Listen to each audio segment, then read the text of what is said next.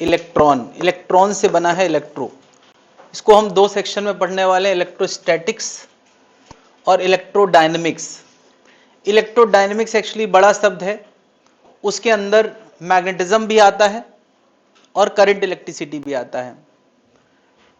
लेकिन जब भी मैं इलेक्ट्रो बोलूं तो तुम्हें दो सेंस में लेना है, इलेक्ट्रोस्टैटिक्स और करंट इलेक्ट्रिसिटी। तो ये दो चीजें इलेक्ट्रो में आएंगे और फिर उसके बाद क्या शुरू होगा, मैग्नेटिज्म। मैग्नेटिज्म भी इलेक्ट्रॉन की ही डायनेमिक्स है, वो भी इलेक्ट्रोडायनेमिक्स का ही पार्ट है। तो डायनेमिक्स नहीं लिखते हैं।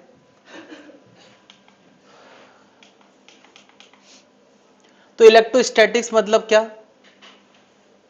हाँ, चार्ज को रोक के उसके बारे में सोचना, ऐसे बात कर सकते हैं। यहां पे हम फ्लो ऑफ चार्ज की बात करेंगे, ठीक है। यानी यार सारी बातें लेके किसकी हैं, ले दे के चार्ज की हैं। पूरे टॉपिक में बातें हमें किसकी करना है, चार्ज। तो कोई मुझे बताए चार्ज क्या होता है। अरे इलेक्ट्रॉन में चार्ज होता है, इसीलिए तो हम इलेक्ट्रॉन की बात कर रहे हैं। कोई तुमसे पूछे यार चार्ज क्या होता है तो क्या बताओगे, व्हाट इज चार्ज। हाँ, फॉर्मूला नहीं पूछा मैंने पूछा चार्ज क्या होता है। तो किसी के पास, जब हम एकदम स्टार्टिंग पे बात करते हैं किसी चीज की, तो उसके लिए शब्द नहीं होते हैं, नहीं, क्योंकि बात शुरू ही वहीं से होती है। चार्ज होता है तो क्या होता है ये सबको पता है कि कहीं चार्ज होता है तो अट्रैक्शन या रिपल्शन होता है। लेकिन अगर कोई पूछे चार्ज क्या होता है तो उसके लिए हमारे पास शब्द अक्सर कम पड़ जाते हैं। क्यों, क्योंकि बात शुरू ही वहीं से होती है, वो सबसे फंडामेंटल चीज है। तो जहां हमारे पास जब फंडामेंटल चीज पे बात आती है तो हमारे पास शब्द खत्म हो जाते हैं, तो बस हम उसको उसकी प्रॉपर्टीज से बात करने लगते हैं। नहीं, जैसे कोई पूछे समय क्या है, तुम्हारे पास समय को लेके कोई डेफिनेशन है, टाइम क्या है, सबके अंदर समय का भाव है, लेकिन समय को लेके डेफिनेशन किसी को पास नहीं है। कोई पूछे मास क्या है, तो फिर से वही बात है, मास के मेजरमेंट के तरीके पता है, लेकिन मास एग्जैक्टली क्या है उसके लिए हमारे पास कोई डेफिनेशन नहीं है। तो चार्ज भी उसी तरह की एक फंडामेंटल क्वांटिटी है जो किसी मास या मैटर से एसोसिएट होती है ना। चार्ज क्या है, charge is a fundamental quantity associated with the matter, जो मैटर के अंदर पाई जाती है, जिसकी वजह से कुछ होता है, जिसकी वजह से इलेक्ट्रोमैग्नेटिक इंटरेक्शन होते हैं, है ना। चार्ज क्या है उसको हम उसकी प्रॉपर्टी से बता सकते हैं कि चार्ज की वजह से इलेक्ट्रोमैग्नेटिक इंटरेक्शन होते हैं। तो इलेक्ट्रोमैग्नेटिक इंटरेक्शन क्या है, जैसे दो चार्ज पास में रख दो तो एक दूसरे को अट्रैक्ट या रिपेल करते हैं।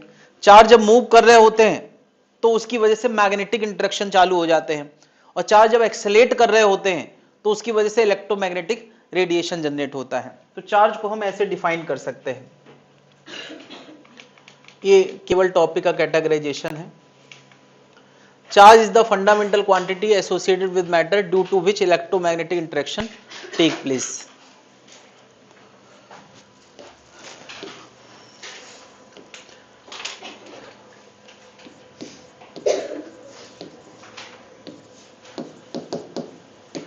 अगर चार्ज रेस्ट पे है तो उनमें किस तरह का इंटरेक्शन होगा, हाँ, इलेक्ट्रोस्टैटिक इंटरेक्शन होगा। चार्ज अगर यूनिफॉर्म मोशन में है, क्या बता रहे, चार्ज मूव करने लगते हैं तो उसमें इलेक्ट्रोस्टैटिक इंटरेक्शन होता है या नहीं होता है, बिल्कुल होता है। यानी उस समय उनके अंदर इलेक्ट्रोस्टैटिक भी होता है, साथ में और कौन सा इंटरेक्शन चालू हो जाता है, मैग्नेटिक इंटरेक्शन चालू हो जाता है। यानी चार्ज जब मोशन में होते हैं तो एक और तरह का फोर्स लगाने लगते हैं जिसको हम क्या बोलते हैं, मैग्नेटिक फोर्स। और चार्ज मोशन में है और एक्सेलेरेट कर रहे हैं, इन एक्सेलेरेशन, तो ये क्या करते हैं, जनरेट इलेक्ट्रोमैग्नेटिक वेव। और वो इलेक्ट्रोमैग्नेटिक वेव किसी दूसरे चार्ज को अफेक्ट कर सकती है। फिलहाल ऐसे समझना है, ये इलेक्ट्रोमैग्नेटिक इंटरेक्शन है। तो देखा जाए तो यार इतनी सारी बातें जो मैंने यहां लिखी हैं ये पूरे यूनिट के डिस्कशन है। इलेक्ट्रोस्टैटिक एक यूनिट का डिस्कशन है, ये प्लस मैग्नेटिक डिस्कशन ये मैग्नेटिज्म में पढ़ेंगे, है ना। और चार्ज इन एक्सेलेरेशन ये डिस्कशन EMI का है। तो कुल मिला के चार्ज की बातें हम इस टॉपिक को पढ़ के ही समझ पाएंगे, बात क्लियर है?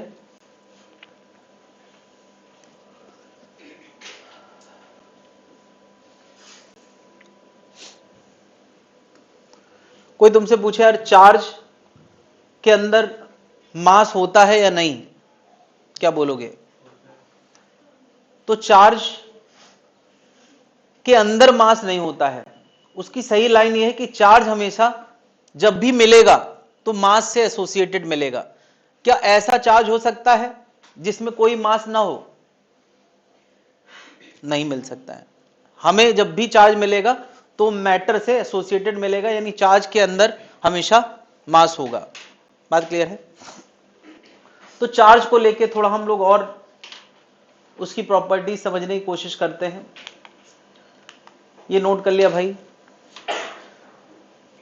चार्ज हमेशा मैटर के साथ पाया जाता है। चार्ज को लेके यार एक लाइन में और लिखना चाह रहा हूं, चार्ज रिलेटिव मोशन पे डिपेंडेंट नहीं होता है। जैसे कोई कह दे कि मास 2 किलोग्राम का है, अगर वो किसी स्पीड से चलने लगे तो भी क्या वो 2 किलोग्राम का रहता है? तो छोटी मोटी स्पीड में हम मास के बदलने की बातें, लेकिन अगर वो लाइट की स्पीड के कंपेरेबल स्पीड से चलने लगे तो मास बदल जाता है। उसका फॉर्मूला भी आइंस्टाइन ने दिया है, जो हमारे मैकेनिक्स में नहीं आता है क्योंकि वो बहुत हाई स्पीड के लिए। इसी तरह से तुम्हें पता है टाइम एब्सोल्यूट सेंस में अगर कोई frame of reference speed of light के कंपेरेबल चलने लगे तो टाइम भी बदल जाता है। ये भी आइंस्टीन की रिलेटिविटी थ्योरी में आता है। टाइम समय के साथ बदलता है, रिलेटिव फ्रेम ऑफ रेफरेंस के साथ बदलता है, मास भी फ्रेम ऑफ रेफरेंस के साथ बदलता है। लेकिन चार्ज एक ऐसी चीज है जो फ्रेम ऑफ रेफरेंस के मोशन पे डिपेंड नहीं करती। तो charge invariant of frame of reference होता है, यानी चार्ज का मोशन से कोई लेना देना नहीं होता। किसी भी स्पीड से चल के देख लो, चार्ज की वैल्यू पे उसके मेजरमेंट में कोई फर्क नहीं पड़ता है ना। तो charge is invariant with respect to frame of reference. ये एक लाइन और लिख लें, charge is invariant with respect to frame of reference. क्या मास और टाइम इनवेरिएंट होते हैं? नहीं, मास और टाइम बदल जाते हैं, है ना। Charge is invariant with respect to frame of reference. Frame of reference, but mass and time are not. खैर मास और टाइम को लेके यहां डिस्कशन है नहीं, लेकिन ये भी याद रखने वाली बात है कि मास और टाइम फ्रेम ऑफ रेफरेंस पे डिपेंड करते हैं।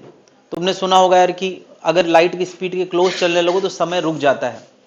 ये मूवी में कई बार दिखाया जाता है कि अगर हम इतनी स्पीड से चलने लगे तो समय बहुत स्लो हो जाता है उस फ्रेम ऑफ रेफरेंस में। यानी अगर एक लाइट की स्पीड से किसी यान को कहीं भेजा जाए फिर वो लौट के आएगा तो जो उसमें गया था उसकी एज में ज़्यादा अंतर नहीं होता है, और जो ज़मीन पर रह रहे हैं उनकी एज बढ़ चुकी होती है। यानी यार जो उसका बेटा था वो दादाजी बन गया है और वो बेटा बन के लौटा है, ऐसा दिखाया जाता है। तो क्यों? क्योंकि समय में फर्क पड़ता है, मास में फर्क पड़ता है, बट चार्ज में फर्क नहीं पड़ता है। खैर, तो चार्ज कहां पाया जाता है? सबको पता है चार्ज कहां पाया जाता है? एटम के अंदर। एटम के अंदर, प्रोटॉन के अंदर और इलेक्ट्रॉन के अंदर। होता तो न्यूट्रॉन के अंदर भी है, लेकिन वो कंबाइंड होता है इसलिए वो अफेक्ट नहीं करता है। भाई हमने ऐसा पढ़ा है कि नहीं, एक न्यूट्रॉन से एक प्रोटॉन और बीटा पार्टिकल निकलता है, इसका मतलब उसके अंदर कुछ है, वो प्रोटॉन और इलेक्ट्रॉन जनरेट करा सकता है, इसका मतलब चार्ज उसके अंदर भी है। यानी चार्ज में खास बात है कि वो दो नेचर का है, और दोनों नेचर अगर एक साथ एक ही पार्टिकल के अंदर आ जाए तो चार्ज का असर खत्म हो जाता है। अलग अलग होते हैं तो चार्ज का असर आता है। इसीलिए साइंटिस्ट ने दोनों नेचर को पॉजिटिव और नेगेटिव से डिनोट कर दिया है। ये पॉजिटिव नेगेटिव पीछे देने के पीछे लॉजिक क्या है कि अगर जितना पॉजिटिव और जितना नेगेटिव है वो एक ही पार्टिकल में सिमट जाए तो वो उसका असर इलेक्ट्रोस्टैटिक इंटरेक्शन में नहीं होता है। लेकिन अगर पॉजिटिव ज्यादा हो जाए या नेगेटिव ज्यादा हो जाए तब वो इलेक्ट्रोस्टैटिक इंटरेक्शन में पार्टिसिपेट करता है। तो साइंटिस्ट ने सोचा क्यों ना इनको हम साइन दे दें, पॉजिटिव और नेगेटिव। तो इलेक्ट्रॉन के अंदर जो चार्ज होता है उसको कैसा साइन दे दिया गया? नेगेटिव दे दिया गया। चाहते साइंटिस्ट तो उसको पॉजिटिव दे देते, प्रोटॉन को नेगेटिव दे देते, तो भी फिजिक्स में कोई फर्क नहीं पड़ता। ये असाइन करी हुई चीज है, कोई ऊपर वाले ने दर्शन देके थोड़ी कहा था इलेक्ट्रॉन में नेगेटिव होता है। ये केवल एक असाइन करने वाली बात है, किसी एक को नेगेटिव और किसी एक को पॉजिटिव बोल दिया जाए, क्योंकि बराबर होने पे असर खत्म हो जाता है। क्या जनता समझ पा रही?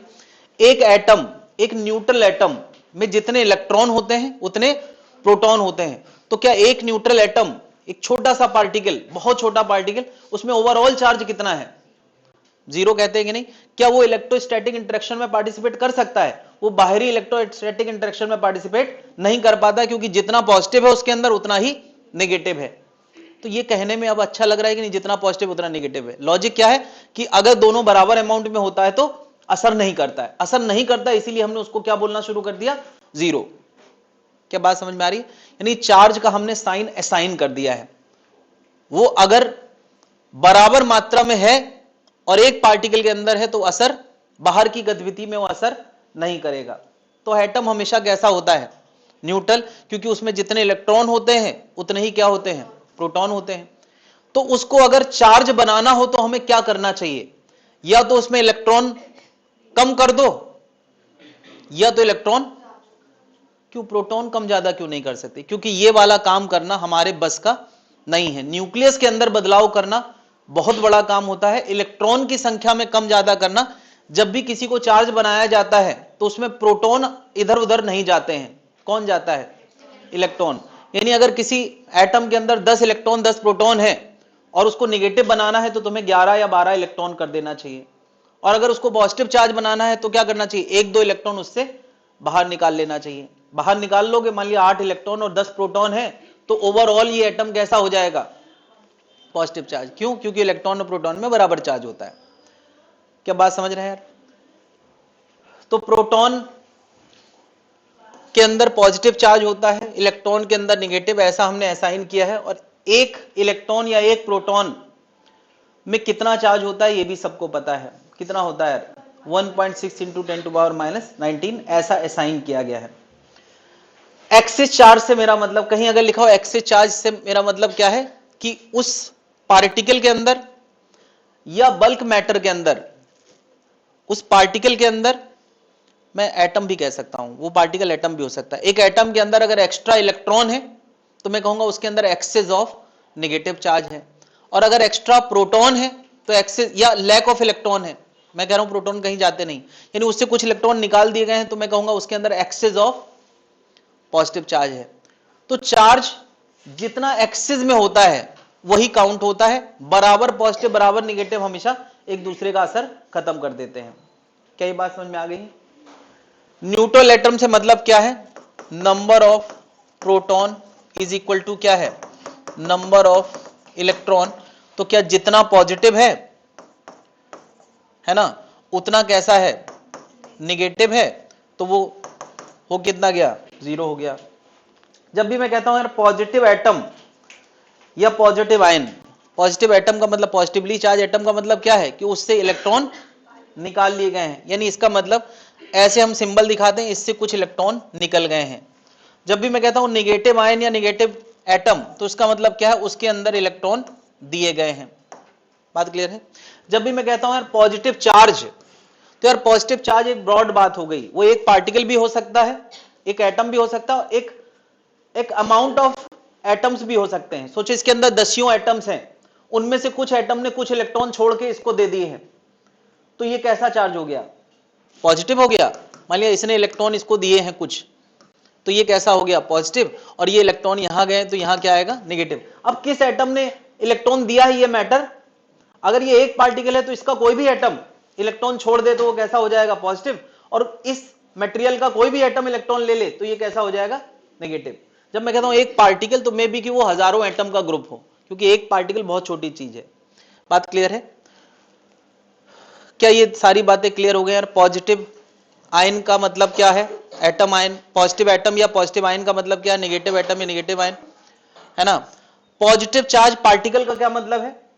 पार्टिकल का मतलब कि एक या एक से ज्यादा एटम है और उसने इलेक्ट्रॉन छोड़ रखे हैं। नहीं, वन और मोर एटम, और उनके अंदर क्या है? Have lack of electron, electron की कमी है। अब वो इलेक्ट्रॉन की कमी किस एटम में है हम नहीं जानते, किसी ना किसी एटम में इलेक्ट्रॉन की कमी है, तो फिर कैसा बन जाएगा, पॉजिटिव। और निगेटिव चार्ज का मतलब क्या है, या निगेटिव पार्टिकल का मतलब क्या है, निगेटिव पार्टिकल का मतलब वन और मोर एटम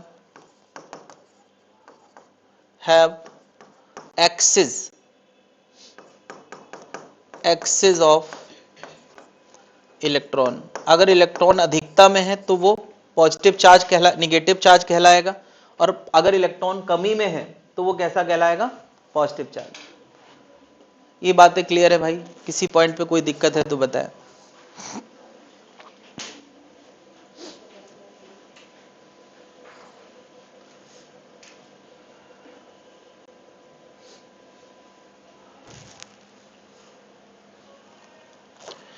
मैंने एक बात लिखी यहां पे, charge can be added algebraically. इसका मतलब क्या है कि अगर किसी पार्टिकल के अंदर कुछ 10 कूलाम पॉजिटिव चार्ज है और उसको किसी दूसरे पार्टिकल के साथ मिला दिया जाए जिसमें कुछ -3 कूलाम है, तो टोटल चार्ज कितना हो जाएगा, +7 कूलाम। इसका मतलब हम साइन के साथ इसको जोड़ सकते हैं। अगर +10 और -10 मिला दिया जाए तो क्या हो जाएगा, +10 और -10 मिला दिया जाए तो क्या हो जाएगा, 0। तब क्या वो इलेक्ट्रोस्टैटिक इंटरेक्शन में पार्टिसिपेट कर पाएगा, वो बाहरी इलेक्ट्रोस्टैटिक इंटरेक्शन में पार्टिसिपेट नहीं कर पाएगा।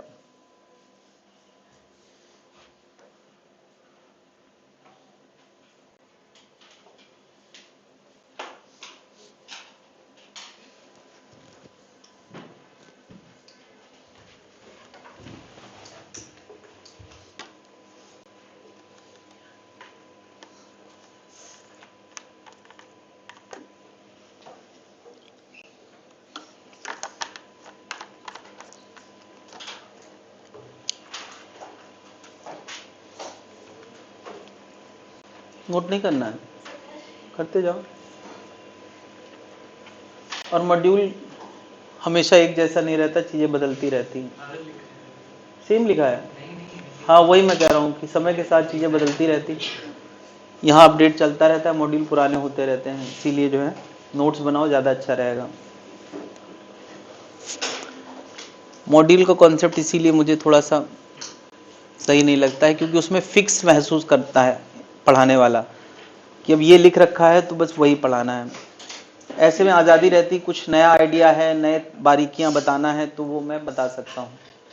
इसीलिए मैं प्रॉब्लम शीट देने वाला हूँ इस बार सबको, बुरा ना माने इसको लेके।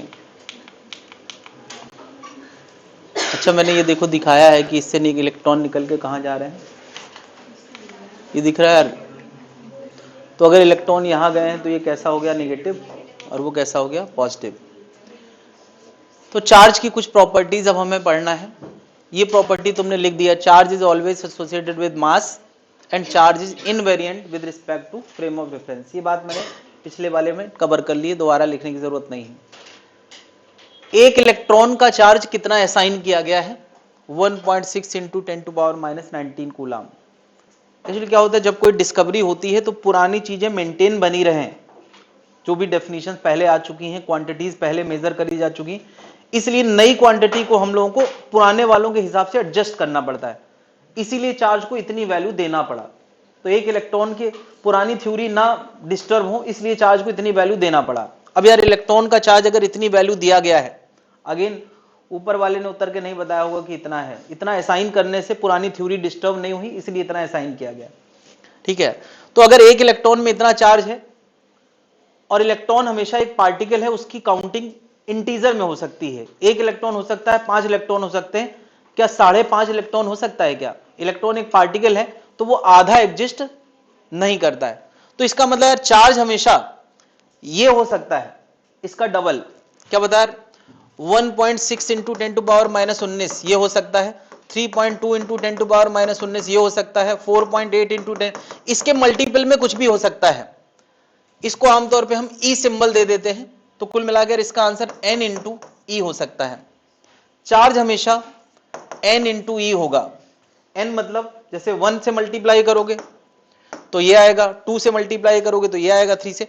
n हमेशा क्या होगा, इंटीजर। इंटीजर मतलब है कि वो गिनती में होगा, 1 हो सकता है, 2 हो सकता है, 3 हो सकता है, कुछ भी हो सकता है। क्या n 1.5 नहीं हो सकता है? कल को कोई तुमसे कहे कि चार्ज की वैल्यू 4 इंटू 10⁻⁻19 हो सकती है या नहीं? नहीं हो सकती है, क्योंकि 4 इंटू 10⁻⁻19 इसके पहाड़े में नहीं आएगा। क्या इसके मल्टीप्लिकेंड में ये आएगा? क्या नहीं हो सकता। क्या जनता समझ पा रही है? अच्छा मुझे बताओ, चार्ज 1 इंटू 10⁻⁻6 हो सकता है कि नहीं?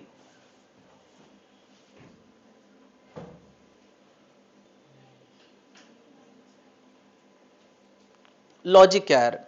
लॉजिक ये है कि जो चार्ज मैंने दिया है, देखो ऐसा है, इसका लॉजिक क्या है, जो चार्ज मैंने दिया है उसको 1.6 इंटू 10⁻⁻19 से डिवाइड करूं और देखो कि नंबर इंटीजर आया है या नहीं आया है। जरा देखो, 3.2 इंटू 10⁻⁻19 को मैं इससे डिवाइड करूं, कितना आएगा? 2। मैं n निकालूं q बाई ई करके, q बाई ई करके, q बाई ई करके, वो 2 आया है। यहां बता यार कितना आएगा? कितना आएगा? 3। तो ये इंटीजर आ रहा है, इसका मतलब ऐसा चार्ज एग्जिस्ट। क्या अच्छा 20 आ जाए या 201 आ जाए तो कोई दिक्कत है यार? 201.5 आ जाए, 201.5 आ जाए तो एग्जिस्ट नहीं करेगा। मैं पूछ रहा हूं ये चार्ज एग्जिस्ट करेगा या नहीं? तो देखते ही ऐसा लगता है कि एग्जिस्ट, देखते ही लग रहा है कि करेगा, देख के लग रहा है कि नहीं करेगा। अच्छा देखो, चलो मैं इसको थोड़ा n निकालने का प्रयास करता हूं। n निकालने का तरीका क्या है? q by E. q कितना है? 1 इंटू 10⁻⁻6 और e कितना होता है? 1.6 इंटू 10⁻⁻19। यार ये -19 ना चार्ज की बेसिक वैल्यू को बहुत छोटा बना देता है। ये अगर ऊपर जाएगा तो कितना बच जाएगा? ये बन जाएगा 1 इंटू 10⁻13 डिवाइड बाई क्या? 1.6। अब मैं यहाँ पे यार 2-3 जीरो इधर से बोरो कर लेता हूं, 10⁻10 डिवाइड बाई 1.6। जरा इसको एक जीरो और बढ़ा देता हूं, इसको डिवाइड करते हैं, 96, फिर 40 बचेगा, 32, फिर पता है ये आंसर कितना आया है? 625, उसके आगे 10 जीरो, 625 और उसके आगे ऐसे 10 जीरो। तो ये इंटीजर आया है या डेसिमल में आया है? इसका मतलब ये एग्जिस्ट। ये बात क्लियर कर लें यार कि ये पावर का बहुत बड़ा रोल है भाई। 1 2 3 4, 1 2 3 4, यहां पर 3 पावर आ जाए बस, ये 1 इंटू 10 की पावर -14 तक होगा, -15, -16 तक होगा। ये अगर 1 इंटू 10⁻⁻16 तक होगा तब तक हम इस नंबर को इंटीजर ले आएंगे। चलो यार मैं 1 इंटू 10⁻⁻16 के लिए जरा देखता हूं ये आंसर क्या आता है। ये कितना आएगा?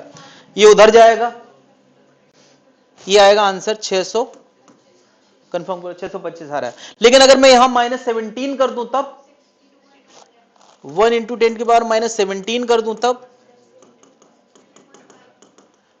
तो ये 62.5, ये एग्जिस्ट नहीं करेगा, ये एग्जिस्ट।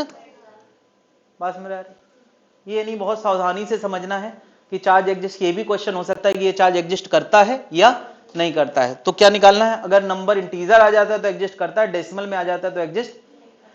एक क्वेश्चन और कभी शायद पूछा जा सकता है, एक कूलाम में कितने इलेक्ट्रॉन होंगे? चार्ज ऑफ 1 कूलाम तो नहीं, इलेक्ट्रॉन ऑफ, एक कूलाम में कितने इलेक्ट्रॉन्स होंगे या कितने इलेक्ट्रॉन की कमी होगी? Number of, lack of number of electron in 1 coulomb. एक कूलाम का नेगेटिव चार्ज है तो पूछा जाएगा कितने इलेक्ट्रॉन आए हैं, और एक इलेक्ट्रॉन का अगर पॉजिटिव चार्ज है तो पूछा जाएगा कितने इलेक्ट्रॉन गए हैं। तो क्या वो संख्या कितनी आएगी? वो आएगी 1/1.6 इंटू 10⁻⁻19 इसमें मैं ऊपर ले जाता हूं और 3 जीरो कम कर देता हूं। 1000 इंटू 10 की पावर 16 डिवाइड बाई 1.6, तो ये कितना आएगा 625 इंटू 10 की पावर 16 इलेक्ट्रॉन्स। यानी एक कूलाम लाने के लिए या तो इतने इलेक्ट्रॉन किसी को दो तो निगेटिव आ जाएगा, या तो उससे इतने इलेक्ट्रॉन खींच लो तो क्या आ जाएगा पॉजिटिव। क्या जनता समझ गई यार? तो इस पूरी कहानी में ये मेन फॉर्मूला है जिससे सब डिसाइड होगा, Q बराबर Ne। पहली प्रॉपर्टी है कि चार्ज हमेशा क्वांटाइज्ड होता है। क्वांटाइज शब्द का मतलब सबको पता होना चाहिए, वो हमेशा इस नंबर के मल्टीपल में होता है। बात क्लियर है?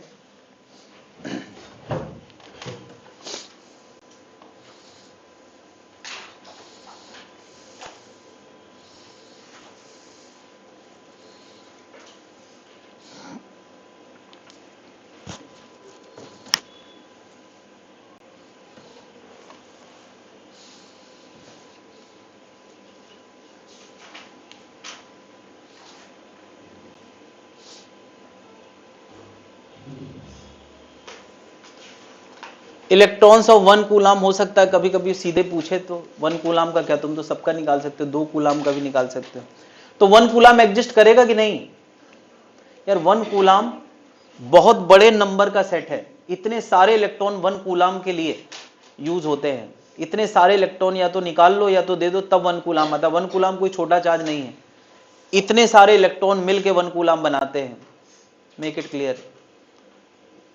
1 बोलने में कम लगता है मगर उसके लिए इतने इलेक्ट्रॉन को कुर्बानी देना पड़ती है, या तो आना पड़ता है या तो जाना पड़ता है। ये लॉजिक समझ में आ गया भाई लोग?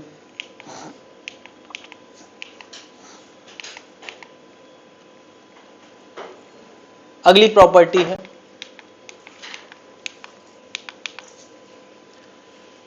चार्ज किसी आइसोलेटेड सिस्टम में हमेशा कंजर्व रहता है। मतलब अगर किसी बंद सिस्टम के अंदर कुछ चार्ज है, वो पॉजिटिव है तो हमेशा उतना ही पॉजिटिव रहेगा, और अगर नेगेटिव है तो हमेशा उतना ही नेगेटिव रहेगा। चार्ज को हम बदल नहीं सकते हैं जब तक सिस्टम को अंदर बाहर या अंदर से कुछ डाला ना जाए। इस समय अगर मैं पूछूं कि बताओ इस सिस्टम के अंदर कितना चार्ज है, तो उसको एल्जेब्रिकली जोड़ोगे तब पता चलेगा। 10, 2, 12 में से 5 गया, कितना है +7 कूलाम। तो चाहे जो कुछ कर लो इस सिस्टम का अंदर वाला चार्ज +7 कूलाम ही रहेगा। मतलब क्या कर लो, इन दोनों को टच करा के आपस में मिला के थोड़ा बहुत चार्ज इधर उधर ट्रांसफर करा दो। बॉडी एक दूसरे को चार्ज दे सकती है। तो सोचो कि इनके अंदर कुछ कुछ मैंने किया, इधर से निकाल के उधर, उधर से कुछ ट्रांसफर किया, इससे अलग अलग हिस्सों में चार्ज बदल गया, पहले जैसा नहीं रहा। नहीं, पहले 3 पार्टिकल में चार्ज था, एक के अंदर नहीं था, अब चारों के अंदर चार्ज आ गया है। तो क्या सब मिला के 7 पहले था तो बाद में भी 7 रहेगा? यही नियम कहता है। नियम क्या कहता है? जितना पहले होगा, यानी सारे चार्ज का सम इनिशियल और सारे चार्ज का सम फाइनल, वो हमेशा क्या होगा? सेम रहेगा। तो क्वेश्चन क्या पूछा जा सकता है कि ये चौथे चार्ज में कितना चार्ज होगा? तो यार पहले सब मिला के कितना था? 10 + 2 - 5, और अभी कितना है? 3 + 5 - 2 + Q। ये दोनों बराबर होगा तो हम सॉल्व करके निकाल सकते हैं Q कितना आएगा। 7 बराबर 8 में से 2 गया 6, तो Q कितना आ रहा है? 1। तुम देखो यार 1 और 5 और 3, 5 3 8 1 9, 9 में से 2 गया कितना? 7। 7 पहले था, 7 बाद में रहेगा। अब यार इस नियम को कोई गलत इंटरप्रेट ना करे। अगर कोई ऐसे स्टेटमेंट देता है कि आइसोलेटेड सिस्टम में जितने चार्ज पार्टिकल पहले थे उतने चार्ज पार्टिकल बाद में भी रहेंगे, ट्रू और फॉल्स? ट्रू या फॉल्स? मैंने कहा जितने चार्ज पार्टिकल थे पहले, 3 चार्ज पार्टिकल थे, एक न्यूट्रल पार्टिकल था, अब कितने पार्टिकल हैं? 4 चार्ज पार्टिकल हैं। तो क्या जितने पार्टिकल पहले थे उतने अभी हैं? ये गलत स्टेटमेंट है।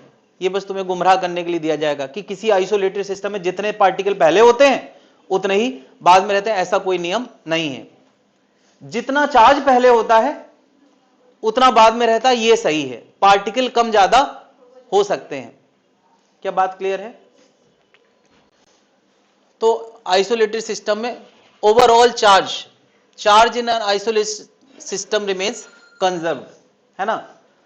नंबर ऑफ चार्ज पार्टिकल बदल सकते हैं। नहीं, ये बात याद रखने के लिए लिख सकते हैं, number of charge particle may be different, may be different, same भी हो सकते हैं, डिफरेंट भी हो सकते हैं। सिस्टम के अंदर कुछ बदलाव किए गए हैं तो पार्टिकल की संख्या कम ज्यादा हो सकती है, बल्कि मैं तो इस चार्ज पार्टिकल के 2 टुकड़े कर दूं तो 4 की जगह 5 हो सकते हैं, ये सब संभव है। लेकिन चार्ज कभी किसी सिस्टम का नहीं बदलता, ये चार्ज की प्रॉपर्टी है, ये बिल्कुल सिंपल सी प्रॉपर्टी है कि चार्ज का जब स्केलर सम किया जाता है तो जितना सम पहले होगा उतना सम बाद में होगा, उस सम क्या बदल नहीं सकता है। नोट कर लिया भाई लोग, एग्जाम्पल के साथ नोट करते जाए।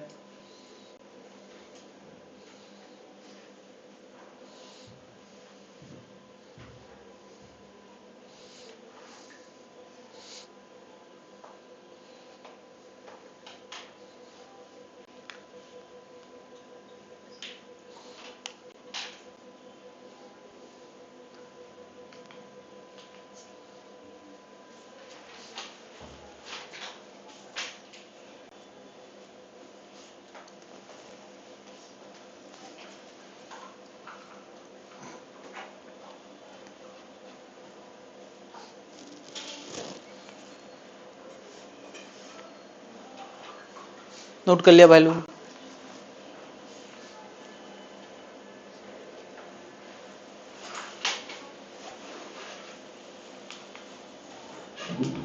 ये नाम अभी शुरू हुआ है और बहुत बात तक चलता रहेगा, जब हम करंट इलेक्ट्रिसिटी पढ़ेंगे, जब हम मैग्नेटिज्म पढ़ेंगे। कंडक्टर और इंसुलेटर, सबको इसका थोड़ा थोड़ा मतलब पता है, उसमें थोड़ा और हम लोग क्लैरिटी लाते हैं। एक कंडक्टर के अंदर और इंसुलेटर के अंदर क्या बेसिक फर्क है? हाँ, फ्री इलेक्ट्रॉन का फर्क है। मेन बात क्या है कि कंडक्टर उसको बोलते हैं जिसके अंदर फ्री इलेक्ट्रॉन एग्जिस्ट करते हैं। तो ये फ्री इलेक्ट्रॉन कहां से आते हैं? ऑब्वियसली यार, उसके अंदर जो एटम है उन्हीं में से कुछ एटम अपने आउटर मोस्ट का इलेक्ट्रॉन जनरली छोड़ देता है। तो क्या पता अगर इनमें से कुछ एटम ने अपने इलेक्ट्रॉन छोड़ रखे हैं तो वो एटम कैसे हो गए होंगे? अगर कुछ एटम ने अपने इलेक्ट्रॉन छोड़ रखे हैं, मान लिया ये कुछ इलेक्ट्रॉन है, मैंने इस पूरे कंडक्टर में 1 2 3 4 5 इलेक्ट्रॉन दिखाए हैं, 5 इलेक्ट्रॉन दिखाए हैं, तो वो किसी ना किसी एटम से आए होंगे। तो उस एटम में कैसा चार्ज होगा? कैसा होगा? पॉजिटिव।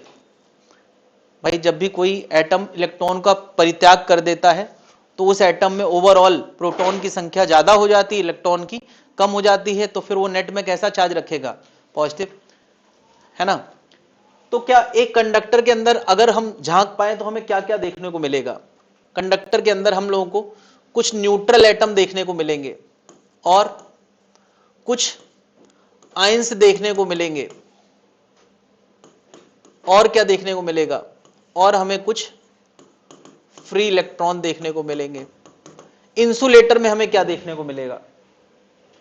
इंसुलेटर में हमें केवल और केवल न्यूट्रल एटम देखने को मिलेंगे। न्यूट्रल क्यों? क्योंकि इनके अंदर जितने प्रोटॉन हैं उतने इलेक्ट्रॉन हैं, तो दिखाने का कोई मतलब नहीं है। जब बराबर हैं तो असर नहीं करेंगे, बाहर की किसी गतिविधि में उन चार्ज का कोई रोल नहीं होगा। जब रोल नहीं है तो यहां दिखाने का भी कोई मतलब नहीं है। ऐसा नहीं कि इन एटम के अंदर चार्ज नहीं है, लेकिन जितना पॉजिटिव है उतना निगेटिव है, इसलिए मैंने इसमें कुछ दिखाया नहीं है। यानी इंसुलेटर में केवल और केवल क्या होते हैं? न्यूट्रल एटम, फ्री इलेक्ट्रॉन एक भी नहीं होता है। अंतर समझ में आ गया? तो ये अंतर तो है कि स्ट्रक्चरल लेवल पे हमें इनको कैसे इमेजिन करना है।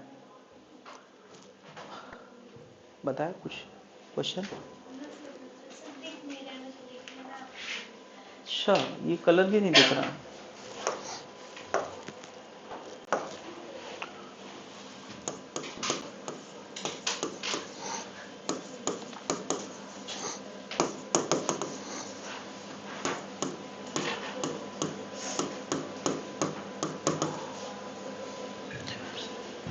तो अब यार हम बात करते हैं कंडक्टर और इंसुलेटर का बाहर के चार्ज पर क्या असर पड़ेगा।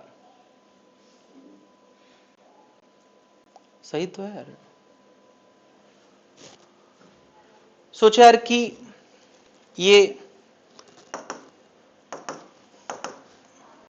कंडक्टर वाला है जिसमें क्या क्या होता है, फ्री इलेक्ट्रॉन और आयन होते हैं, और वो न्यूट्रल वाला है। और यहां पर ऐसा कोई पॉजिटिव चार्ज का माहौल क्रिएट किया जाए, यहां एक पॉजिटिव चार्ज आ जाए। पॉजिटिव चार्ज क्या करता है, निगेटिव को अट्रैक्ट करता है और पॉजिटिव को रिपेल करता है, सबको पता है नहीं? तो बता ये पॉजिटिव आएगा तो इन इलेक्ट्रॉन को अट्रैक्ट करेगा नहीं? यार एक कंडक्टर और इंसुलेटर के लिए एक नजरिया मैं देने वाला हूं यार। कंडक्टर वो बस्ती है जिसके अंदर हर घर मतलब एटम में से कुछ घर अपने बच्चों को खुला छोड़ देते हैं कैंपस में भटकने के लिए। बच्चे कौन? इलेक्ट्रॉन। वो कहीं भी घूम फिर के इधर उधर जा सकते हैं नहीं? जहां से निकले हैं उनमें कैसा अट्रैक्शन का माहौल है कि हमारा बेटा घर के बाहर कहीं घूम रहा है, उसके लिए उसके अंदर अट्रैक्शन है। और जिनके पूरे हैं घर ही पे बच्चे हैं, उनके कोई अंदर कोई अट्रैक्शन का माहौल नहीं है। और इंसुलेटर वो बस्ती है, ये बड़े लोगों वाली बस्ती है जहां पे पहले से इंस्ट्रक्शन दे दिया जाता है बच्चों को कि बेटा घर के बाहर मत निकलना, झोली वाले बाबा आते हैं वो पकड़ के ले जाते हैं। ऐसी कुछ कहानी बना के डराने के लिए बता दिया जाता है। Am I right? ऐसी बताया जाता है। तो यहां भी इलेक्ट्रॉन है, ऐसा नहीं कि इलेक्ट्रॉन नहीं है, सब एटम के अंदर हैं जिनको पॉजिटिवली चार्ज पेरेंट एटम ने बांध के रखा है और उनको कहानी सुना रखी कि बेटा बाहर जाओगे तो झोली वाले बाबा पकड़ ले जाएंगे। तो यहां फ्री इलेक्ट्रॉन नहीं है। अब क्या, अगर ऐसी बस्ती के बाहर सर्कस आए जो बच्चों को अट्रैक्ट करता हो, क्या पॉजिटिव चार्ज नेगेटिव को अट्रैक्ट करता है कि नहीं? तो क्या ये बच्चे तो फ्री टू मूव है? इनके साथ क्या होगा यार, ये यहां इकट्ठा होने लगेंगे। तुम कहोगे थे तो 5, इतने सारे कहां से आ गए? अरे मैंने सारे थोड़ी दिखा दिए थे यार, बहुत सारे इलेक्ट्रॉन होते हैं। तो ये बच्चे यहां इकट्ठे होने लगेंगे। मैंने एक भागते हुए बच्चे से पूछा तुम कहां जा रहे हो, इससे मैंने पूछा कहां जा रहे हो, तो बोला कि वो सर्कस आया है मुझे अट्रैक्ट कर रहा है, मैं वहां जा रहा हूं। चला गया, ये भी चला गया। क्या बताओ, जैसे जैसे यहां इलेक्ट्रॉन की कॉन्सेंट्रेशन बढ़ती जा रही है, क्या यहां पर पॉजिटिव कॉन्सेंट्रेशन बढ़ने लगी होगी? क्यों? क्योंकि यार यहां के मोहल्लों से बच्चे गायब हो चुके होंगे और सारे बच्चे कहां इकट्ठे हो गए, यानी यहां निगेटिव माहौल ज्यादा होगा, यहां पॉजिटिव ज्यादा होगा और बीच में लगभग न्यूट्रल माहौल होगा क्योंकि यहां से वहां शिफ्ट हो रहे हैं। ऐसा होगा कि नहीं? मैंने एक दूसरे भागते हुए बच्चे से पूछा कि तुम कहां जा रहे हो, तो उसने कहा कि और तुम इतना धीमे धीमे क्यों जा रहे हो, बाकी सब तो बड़ी तेजी से निकल गए, ये सब बड़ी तेजी से निकल के यहां इकट्ठा हो गए। तो ये थोड़ा कंफ्यूज लग रहा था। मैंने पूछा तुम कंफ्यूज क्यों हो? तो उसने कहा कि मुझे सर्कस अट्रैक्ट कर रहा है। मैंने कहा तो जाओ। कह रहा है सर्कस ही नहीं है, यहां ये निगेटिव इतनी सारी भीड़ का जो रिपल्शन है ना, वो मुझे राइट फोर्स लगा रहा है और ये पेरेंट एटम अब मुझसे कह रहे हैं कि बेटा अब तुम ना जाओ, बहुत चले गए। बेसिकली वो अट्रैक्ट कर रहे हैं। ये क्या कर रहे हैं? अट्रैक्ट कर रहे हैं। लेकिन नेट में अभी भी सर्कस का माहौल ज्यादा है, तो मैं जा रहा हूं, धीमे धीमे जा रहा हूं, मतलब मैं किसी तरह से इनके बंधन से बंधा हुआ हूं लेकिन फिर भी जा रहा हूं। ये भी चला गया। क्या ये जाते जाते इस माहौल को और स्ट्रॉन्ग करता जा रहा है, यानी कोई भी इलेक्ट्रॉन यहां जाने के बाद अगले किसी इलेक्ट्रॉन के लिए रुकावट पैदा कर रहा है। यानी यार अगर बाहर की शक्ति के खिलाफ कोई शक्ति अंदर तैयार हो रही है और वो लगातार बढ़ती जा रही है, तो एक समय ऐसा जरूर आएगा क्या कि कोई इलेक्ट्रॉन बोलेगा कि अब मुझे नेट फोर्स 0 महसूस हो रहा है, जितना उस सर्कस का अट्रैक्शन है उतना ही मुझे इन नेगेटिव और पॉजिटिव का रिपल्शन भी महसूस हो रहा है, तो अब मैं नहीं जाऊंगा। यानी ये गारंटी है कि अगर बाहर की ताकत के खिलाफ अंदर एक ताकत डेवलप हो रही है जो उसके खिलाफ है और लगातार बढ़ रही है, तो कभी ना कभी उस बाहर की ताकत को बराबरी पे आना पड़ेगा, खत्म होना पड़ेगा, कैंसिल होना पड़ेगा। बस मेरा आजादी का राज यहीं पे छुपा हुआ है। अगर अंदर की शक्ति लगातार ग्रो कर रही है बाहर की शक्ति के खिलाफ, तो कभी ना कभी उस शक्ति को जीरो किया जाएगा। यानी अब ये इलेक्ट्रॉन क्या कह रहा है, बाहर की शक्ति का जितना असर है अंदर की शक्ति का भी उतना ही असर है, मैं कहीं नहीं जाने वाला, मैं यहीं रहूंगा। यानी ले देके बाहर का नेट इफेक्ट अंदर क्या हो जाएगा? जीरो हो जाएगा। क्या ये बात जनता समझ पा रही है? इसको मैं आगे कई बार यूज करूंगा यार कहानी में। ये तो बात थी किसकी? कंडक्टर। कंडक्टर की। कंडक्टर सर्कस को यानी बाहर की शक्ति को बहुत अच्छे से रिस्पॉन्ड करता है। बात समझ रहा है? यानी यार झोपड़पट्टी में अगर इसको ऐसे भी ले सकते हैं यार कि बाहर से बवाली तत्व आए हैं तो तुरंत उससे लड़ने वाले लोग पहुंच गए हैं और बाहर की शक्ति के असर को खत्म कर दिया है। मगर यही बवाली लोग अगर सोफिस्टिकेटेड बस्ती के बाहर आ जाए तब क्या? तब क्या? चलो यार पॉजिटिव बातें करें, क्यों हम लोग दंगा फसाद की बातें करें। सर्कस आया है तो क्या बता, इन सारे घरों के अंदर बच्चे हैं, बच्चे क्या कह रहे होंगे, पापा हमको सर्कस देखने जाना है। ऐसा नहीं, बच्चे तो बच्चे हैं, उनको अट्रैक्शन महसूस होगा, बट उनको इंस्ट्रक्शन याद आ जा रहा है कि बाहर जाओगे तो झोली वाले बाबा। ऊपर से पेरेंट्स कह रहे हैं नहीं बेटा इधर बालकनी में आओ, कितनी अच्छी हवा चल रही है। मतलब इस घर में तनाव का माहौल होगा। बच्चे कह रहे होंगे कि हमें सर्कस में जाना है, यानी वो इस तरफ वाली बालकनी में खड़े होंगे नहीं। और पेरेंट एटम, इसको बोलते हैं पोलराइजेशन ऑफ एटम। ये वर्ड तुमने कभी ना कभी सुना होगा। एटम के अंदर पोलराइजेशन का माहौल है, निगेटिव कॉन्सेंट्रेशन उस तरफ ज्यादा है और पॉजिटिव कॉन्सेंट्रेशन इस तरफ ज्यादा है। क्यों? क्योंकि सर्कस अट्रैक्ट कर रहा है, ये पॉजिटिव सारे निगेटिव को अट्रैक्ट कर रहा है नहीं। तो मुझे बता यार, in effect of positive charge, यहां पर अल्टीमेटली अगर कोई टेस्ट चार्ज रख दिया जाए, क्या वो जीरो फोर्स महसूस करेगा? नहीं करेगा। कारण, क्योंकि उसके ये जो भी असर आया है ये इसके असर को पूरी तरह से खत्म नहीं कर पाएगा, क्योंकि ये मूव नहीं कर पा रहा है। बात क्लियर है? यानी एक इंसुलेटर के अंदर बाहर की फील्ड का असर होता है, लेकिन एक कंडक्टर के अंदर बाहर की फील्ड का असर खत्म कर दिया जाता है। ये दो बातें क्या समझ पा रहे हैं यार? इंसुलेटर के अंदर बाहर की ताकत के असर को खत्म नहीं किया जा सकता, क्योंकि चार्ज को चलने की आजादी नहीं है, लेकिन ये माहौल जरूर होगा। ये कैसे एटम है यार? ये पोलराइज्ड एटम है। किसके इफेक्ट में? In effect of external charge. तो मेरे ख्याल से यार कंडक्टर और इंसुलेटर का जो मेन बिहेवियर है वो इतने से समझ में आ रहा है। धीरे धीरे आगे बढ़ेंगे तो हम इस पे और बातें करते जाएंगे।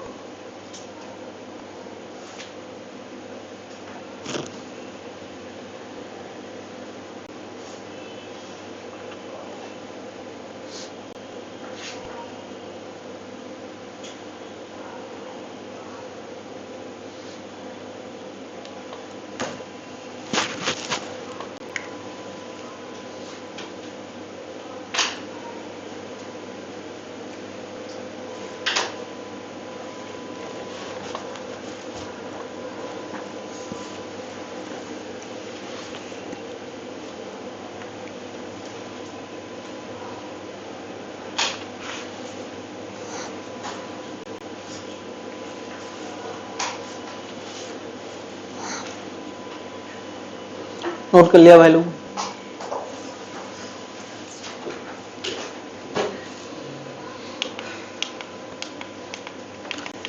तो यार अभी तक हम लोगों ने चार्ज की प्रॉपर्टीज समझ ली हैं, लेकिन अभी तक ये बात नहीं हुई कि चार्ज हम प्रैक्टिकली कैसे क्रिएट कर सकते हैं। चार्ज को प्रैक्टिकली कैसे क्रिएट करा जा सकता है ना? तो ये बहुत पुराने ऑब्जर्वेशन है। न्यूटन के जमाने में ये ऑब्जर्वेशन किए गए थे। उस समय लोग इसका एक्सप्लेनेशन शायद नहीं जानते थे। तुमने भी ये काम किया है कि सर पे कागज प्लास्टिक की स्केल को रगड़ा है और कागज के छोटे छोटे टुकड़े यहां डाल दिए, तो फिर उनको प्लास्टिक के रॉड पे अट्रैक्शन महसूस होता है।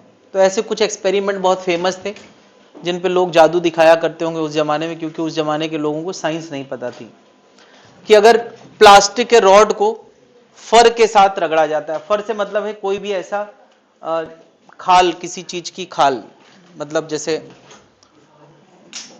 हाँ, तो ये मतलब किसी लिविंग स्पीसीज की खाल है, उस पे प्लास्टिक के रॉड को रगड़ा गया है। तो ऐसा देखा जाता है, ऐसे दो प्लास्टिक रॉड अगर रगड़ के लाए जाएंगे तो वो आपस में एक दूसरे को क्या करते हैं, रिपेल करते हैं, है ना। और अगर इसको फर के पास लाया जाएगा तो क्या महसूस होगा, अट्रैक्शन। ऐसा देखा जाता था, उस जमाने के लोगों को शायद नहीं पता था कि यहां क्या हुआ है। इसी तरह से एक और ऑब्जर्वेशन था, सिल्क को ग्लास के साथ रगड़ा जाता था, तो ग्लास, ऐसे दो ग्लास रॉड जब रगड़ के लाए जाते थे तो एक दूसरे को क्या करते थे, रिपेल करते थे, नहीं। और सिल्क का ग्लास के साथ क्या महसूस होगा, अट्रैक्शन। बाद में पता चला ये सब किस वजह से होता है, इलेक्ट्रॉन ट्रांसफर होने की वजह से। इसका मतलब यार जब इन रॉड को इस फर से रगड़ा गया है तो इसके अंदर कोई चार्ज आ गया है, और इसके अंदर अगर जिस नेचर का चार्ज आया होगा इसके अंदर भी उसी नेचर का चार्ज आया होगा, तो सेम नेचर एक दूसरे को क्या करते हैं, रिपेल। यही एक्सप्लेनेशन इसका था। लेकिन यार ये ध्यान रखना है क्योंकि ये एग्जांपल फेमस है, तो इस पे क्वेश्चन पूछा जाता है किस में पॉजिटिव आएगा किस में नेगेटिव। तो देखो यार ये मटेरियल की प्रॉपर्टी होती है कि किस में रगड़ने, ये रगड़ने की वजह से चार्ज आया है, रगड़ खाने, जिसको बोलते हैं चार्जिंग बाई फ्रिक्शन। तो अब यार रगड़ने के दौरान दो मटेरियल अगर आपस में रगड़े जा रहे हैं तो उनकी अपनी केमिकल प्रॉपर्टी होती है कि किसी के अंदर टेंडेंसी है कि इलेक्ट्रॉन छोड़ना चाहता है, किसी के अंदर इलेक्ट्रॉन लेने की टेंडेंसी है। अगर ऐसी दो चीजें रगड़ी जाएंगी जिसमें एक इलेक्ट्रॉन छोड़ना चाहता है और एक इलेक्ट्रॉन खींचना चाहता है, तो जो वो चाहते हैं वो हो जाएगा, नहीं। तो ये सब उसके अंदर के एटॉमिक अरेंजमेंट और दूसरे फैक्टर की वजह से डिसाइड होता है, जो हम केमिस्ट्री में पढ़ते हैं, इलेक्ट्रो पॉजिटिव इलेक्ट्रो नेगेटिव वगैरह। तो अब यार इस केस में जब हम प्लास्टिक को फर से रगड़ते हैं तो अलग एक्सप्लेनेशन है, प्लास्टिक के अंदर कैसा चार्ज आता है, नेगेटिव। और सिल्क और ग्लास के केस में ग्लास के अंदर कैसा आता है, पॉजिटिव। ऑब्जर्वेशन एक जैसे हैं बट एक्सप्लेनेशन दोनों के थोड़ा अलग अलग हैं, इसलिए ये याद रखना है। प्लास्टिक में नेगेटिव आता है तो इसका मतलब यहां क्या हुआ होगा, यहां क्या हुआ होगा, सिल्क से, फर से इलेक्ट्रॉन कहां आए होंगे, प्लास्टिक में। और यहां क्या हुआ होगा, ग्लास से इलेक्ट्रॉन कहां गए होंगे, सिल्क में। तो ये कभी कभी थ्योरेटिकल क्वेश्चन बना के पूछ लिया जाता है, तो इसको बोलते हैं चार्जिंग बाई फ्रिक्शन। रगड़ कर हम चार्ज क्रिएट कर सकते हैं। बात क्लियर है, चार्जिंग बाई फ्रिक्शन समझ में आ गया है। दूसरा है चार्जिंग बाई इंडक्शन। इंडक्शन का मतलब क्या है कि एक चार्ज दूसरे चार्ज को प्रेरित करे कि तुम भी चार्ज बन जाओ। इंडक्शन का हमेशा मतलब होता है कि हमारा मन नहीं था तीर की तैयारी करने का, हमारे दोस्त का सिलेक्शन हो गया तो हम इंड्यूस हो गए और हम भी तैयारी करने लगे, नहीं। ये क्या है, इंडक्शन। एक चार्ज से दूसरा चार्ज प्रेरित हो जाए, इंड्यूस हो जाए, उसको क्या बोलते हैं, चार्ज बाई इंडक्शन। तो सोचो यार ये एक कंडक्टिंग बॉल है और उसके टच में एक और कंडक्टिंग बॉल है, दो बॉल एक दूसरे के साथ टच में रखी गई हैं और उनको नीचे इंसुलेटिंग स्टैंड पे टिका रखा है। ये इंसुलेटिंग स्टैंड है, यहां टिका रखा है। अब मैं इसके आसपास सर्कस ले आऊं, सर्कस मतलब पॉजिटिव चार्ज। तुम कहोगे ये कहां से आया, तो सोचो यहीं से, ये जो रगड़ खा के वहां से लाया हूं मैं, पॉजिटिव चार्ज बनाया तो जा सकता है ना। तो मैं ऐसा एक पॉजिटिव चार्ज यहां ले आया, तो बता ये दोनों कंडक्टिंग है, ये दोनों कंडक्टिंग है लेटर से। तो क्या होगा कि इधर से इलेक्ट्रॉन कहां की तरफ भागेंगे, अरे अभी तो बड़ा हम लोगों ने यार, कंडक्टर के अंदर क्या इलेक्ट्रॉन को चलने की आजादी, तो यहां क्या जमा होने लगेगा, इलेक्ट्रॉन। और यहां कैसा माहौल होगा, पॉजिटिव। इलेक्ट्रॉन का मूवमेंट चालू हो जाएगा और ये टच में है तो इलेक्ट्रॉन मूव कर जाएंगे। हवा में चार्ज का मूव करना के लिए बहुत ज्यादा कारण मौजूद होना चाहिए, यानी अट्रैक्शन बहुत ही बड़े लेवल का होगा, तभी। ऐसे हवा में नहीं मूव कर सकते, टच कराने पे चार्ज मूव कर गया। अब बता इधर से इलेक्ट्रॉन इधर की तरफ आए हैं तो इस गोले में इलेक्ट्रॉन की संख्या ज्यादा हो गई है और इसमें इलेक्ट्रॉन की संख्या, अब इन दोनों गोलों को अलग अलग कर दो तो क्या एक नेगेटिव चार्ज गोला हो जाएगा और एक पॉजिटिव चार्ज। क्या हमने चार्ज क्रिएट कर लिया है कि नहीं, किसके जरिए, इंडक्शन के जरिए। क्या बात समझ रहा है, इंडक्शन के जरिए चार्ज बनाया जा सकता है। एक और इंडक्शन का एग्जाम्पल है बहुत फेमस। अभी अभी हमने एक बात करी कि अगर हम सर पे स्केल रगड़ते हैं और कागज के टुकड़ों को अट्रैक्ट कराते हैं तो कागज अट्रैक्ट हो जाता है। मुझे बताओ, हमने रगड़ा है स्केल को, तो स्केल में हो सकता है पॉजिटिव या नेगेटिव चार्ज आ गया होगा। जैसा कि हम जानते हैं प्लास्टिक में कैसा चार्ज आता है, नेगेटिव, यानी हमने सर से रगड़ा, नेगेटिव चार्ज उसके अंदर आ गया। कागज में कौन सा चार्ज था? कागज में तो चार्ज नहीं था, फिर क्यों अट्रैक्ट होता है? कभी सोचा है? अरे कागज तो न्यूट्रल ही रहा होगा, उसको थोड़ी हमने रगड़ा है, उसमें कहां से चार्ज आ गया? वो और ऊपर से इंसुलेटर है, कागज कैसा होता है? तो यार सोचो, ये कागज के टुकड़े हैं, छोटे छोटे कागज के टुकड़े हैं, और यहां मैंने एक स्केल लाया जो कैसा चार्ज का था, नेगेटिव। तो क्या हुआ होगा? क्या अभी अभी हमने इंसुलेटर में पोलराइजेशन ऑफ एटम की बात करी थी कि नहीं? क्या इसके अंदर जो एटम्स होंगे वो पोलराइज होंगे, यानी प्लस यहां होगा, माइनस यहां होगा, यानी इस पूरे एटम, पूरे कागज के छोटे से टुकड़े में ओवरऑल हल्की सी शिफ्टिंग चार्ज की हुई है, जिसमें पॉजिटिव कॉन्सेंट्रेशन इधर ज्यादा है और निगेटिव कॉन्सेंट्रेशन, क्या ऐसा हुआ होगा कि नहीं?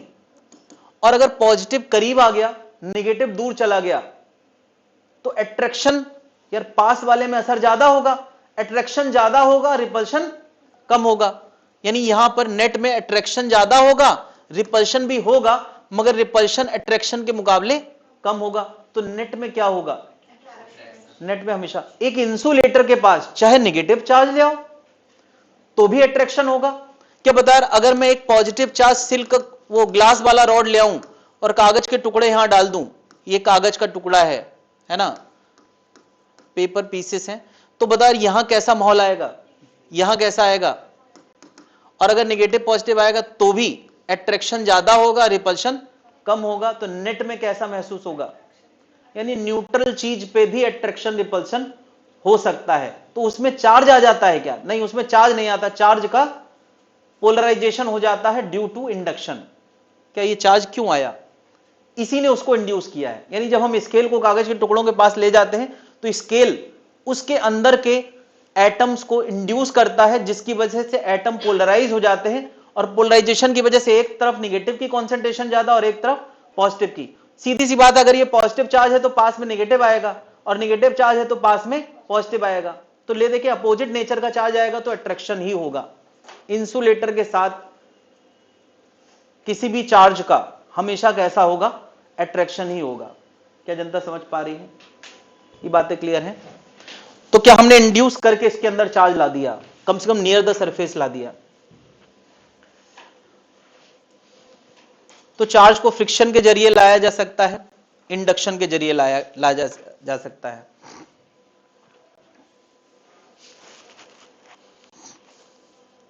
और इंडक्शन में एक शब्द आता है कंडक्शन। बताओ इन दो एग्जाम्पल में कहां कंडक्शन हुआ है? इंडक्शन दोनों जगह हुआ है। बताओ, इसमें भी चार्ज का ट्रांसफर इसकी वजह से हुआ है, इसमें भी चार्ज का पोलराइजेशन बाहर वाले की वजह से हुआ है, तो इसको इंडक्शन इफेक्ट कहेंगे। एक की वजह से दूसरा इंड्यूस हो गया। लेकिन इन दोनों में कंडक्शन कहां हुआ है? यहां इंडक्शन की वजह से कंडक्शन हुआ है, यहां इंडक्शन की वजह से पोलराइजेशन हुआ है। अंतर समझ पा रहे हैं? यहां इंडक्शन की वजह से क्या हुआ है? कंडक्शन। और यहां इंडक्शन की वजह से क्या हुआ है? पोलराइजेशन।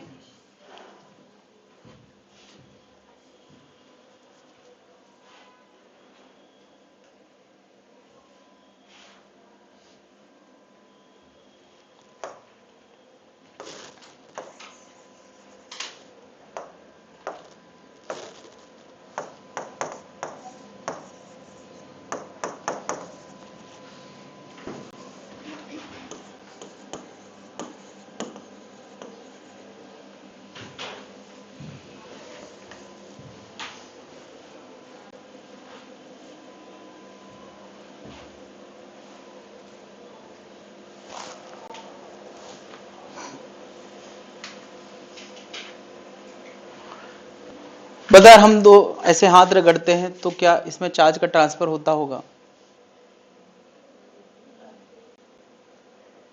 तो ऐसा है ना कि हमारी ये वाली स्किन के आउटर शेल के एटम्स, इस वाली स्किन के आउटर शेल के एटम्स एक ही नेचर के होंगे, और जब एक ही नेचर की चीजें रगड़ी जाएंगी तो उसमें चार्ज का ट्रांसफर नहीं होगा।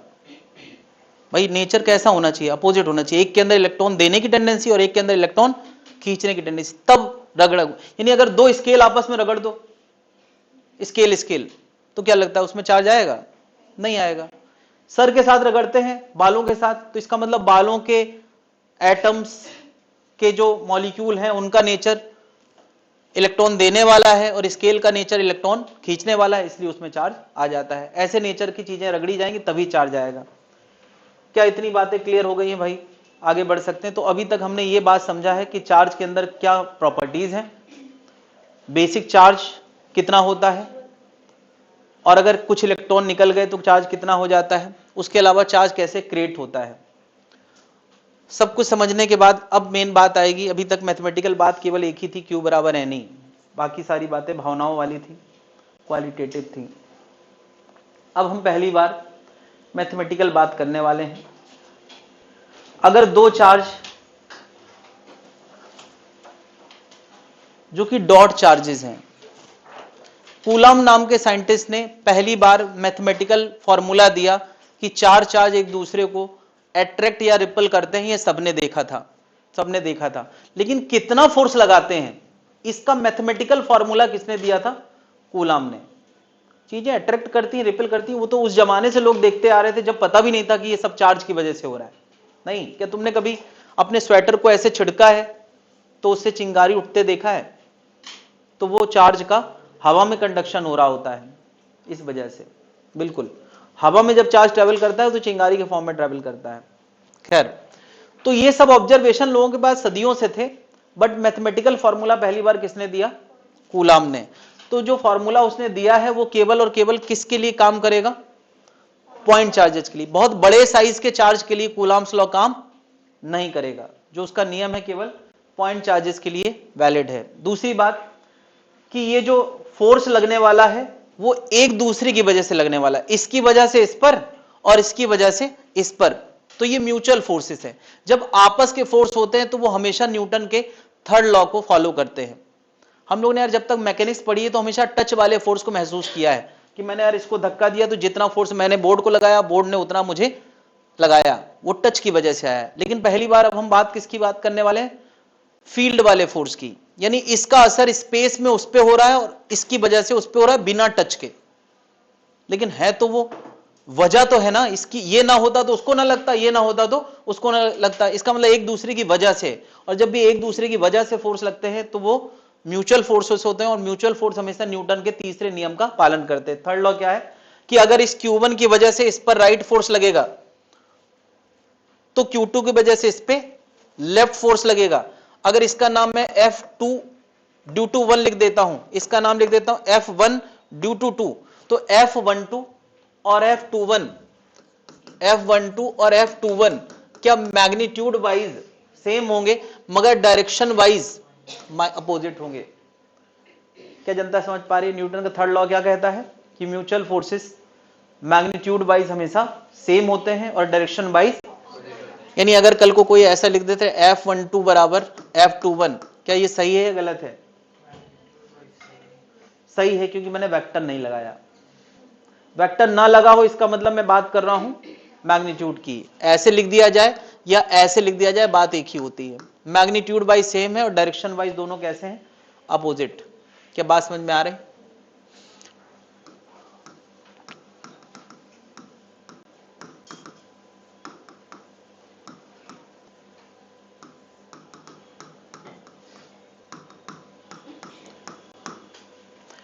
तीसरी बात मैंने लिखी है कि फोर्स हमेशा अलोंग द लाइन ज्वाइनिंग होगा। तो अगर इन दोनों चार्ज को जोड़ दिया जाए तो ये उनकी क्या है? लाइन ज्वाइनिंग है। फोर्स इसी लाइन के अलोंग होगा। अब अगर दोनों पॉजिटिव है तो एक दूसरे को क्या करेंगे? रिपल करेंगे। और अगर एक पॉजिटिव एक नेगेटिव है तो वो एक दूसरे को क्या करेंगे? अट्रैक्ट करेंगे। क्या अट्रैक्ट करेंगे? तब भी तो न्यूटन का थर्ड लॉ फॉलो हो रहा है। इसको राइट लग रहा है तो उसको कहां लग रहा है? लेफ्ट लग रहा है, न्यूटन के थर्ड लॉ के हिसाब से। खैर, तो बात आती है यार फोर्स कितना लगेगा। तो न्यूटन ने क्या बताया यार कि फोर्स दो चार्ज के बीच में Q1 Q2 के प्रोपोर्शनल होता है। मतलब इनमें से कोई भी एक चार्ज बदला जाएगा तो फोर्स भी बदल जाएगा, उनके प्रोडक्ट के प्रोपोर्शनल होता है। और दूरी के साथ लगभग हर फील्ड का एक ही जैसा नेचर होता है। फील्ड के नेचर दूरी के साथ हमेशा इनवर्स स्क्वायर लॉ फॉलो करते हैं। 1/r² का मतलब होता है इनवर्स स्क्वायर। इनवर्स क्यों? क्योंकि 1 में है। स्क्वायर क्यों? क्योंकि r का स्क्वायर है। तो ये इनवर्स स्क्वायर लॉ को फॉलो करती है। हर फील्ड का ये नेचर तो होता ही होता है। तो यार इक्वालिटी लाने के लिए हमने एक फॉर्मूला बनाया है, F बराबर क्या, k Q1 Q2/r²। और ये k की वैल्यू, इस k की वैल्यू 9 × 10⁹ होती है एयर और वैक्यूम के लिए। तो यार कूलाम अगर इतनी ही बात करते तो कितना बढ़िया रहता, मगर समस्या हो गया। ये कूलाम ने अपना एक्सपेरिमेंट वैक्यूम में किया होगा या एयर में किया होगा, तो ये फॉर्मूला बहुत बढ़िया से काम कर रहा था, सब कुछ सही जा रहा था। लेकिन अब किसी ने कूलाम को चैलेंज करने के लिए यही चार्ज लेके पानी के अंदर या मिट्टी के तेल के अंदर या किसी लिक्विड के अंदर ले जाके यही एक्सपेरिमेंट दोहराया और देखा कि वैक्यूम में जो फोर्स आ रहा था उसके मटेरियल के अंदर जाने के बाद फोर्स पहले से बदल गया है, जनरली पहले से कम होता है। यानी बाहर वैक्यूम में कर रहे थे तो फोर्स अलग आ रहा था, अंदर ले गए वही चार्ज उसी दूरी पे, फोर्स क्या हो गया, बदल गया। तो लोगों ने सवाल दागे होंगे कूलाम से कि भैया कुछ गड़बड़ है यार, यही चार्ज एयर या वैक्यूम में अलग तरह से फोर्स दे रहे हैं तुम्हारे नियम के हिसाब से, और मटेरियल के अंदर जाने के बाद उसका फोर्स बदल जा रहा है। तो कूलाम को थोड़ा और सोचना पड़ा, अपने फॉर्मूले के बारे में थोड़ा और सोचना पड़ा। तो अब क्या वो चार्ज के बारे में नए सिरे से नहीं सोच सकता था, क्योंकि चार्ज वही है। दूरी के बारे में नए सिरे से क्या सोचेगा, आर भी वही है। तो उसने कहा ऐसा है कि अलग अलग मटेरियल के लिए क्या बदल जाता है, के बदल जाता है, और उसने के का एक फॉर्मूला दे दिया। यानी फॉर्मूले के अंदर भी फॉर्मूला है, और किसका फॉर्मूला है, के का। तो के का उसने एक फॉर्मूला दिया, के बराबर, खैर ये वैक्यूम के लिए है 9 × 10⁹। के का फॉर्मूला दिया, ये क्या है के का फॉर्मूला, 1/4π, अच्छा मेरे पास तो प्रेजेंटर है ना यार, 1/4π एप्सिलॉन। इसको क्या पढ़ते हैं, एप्सिलॉन।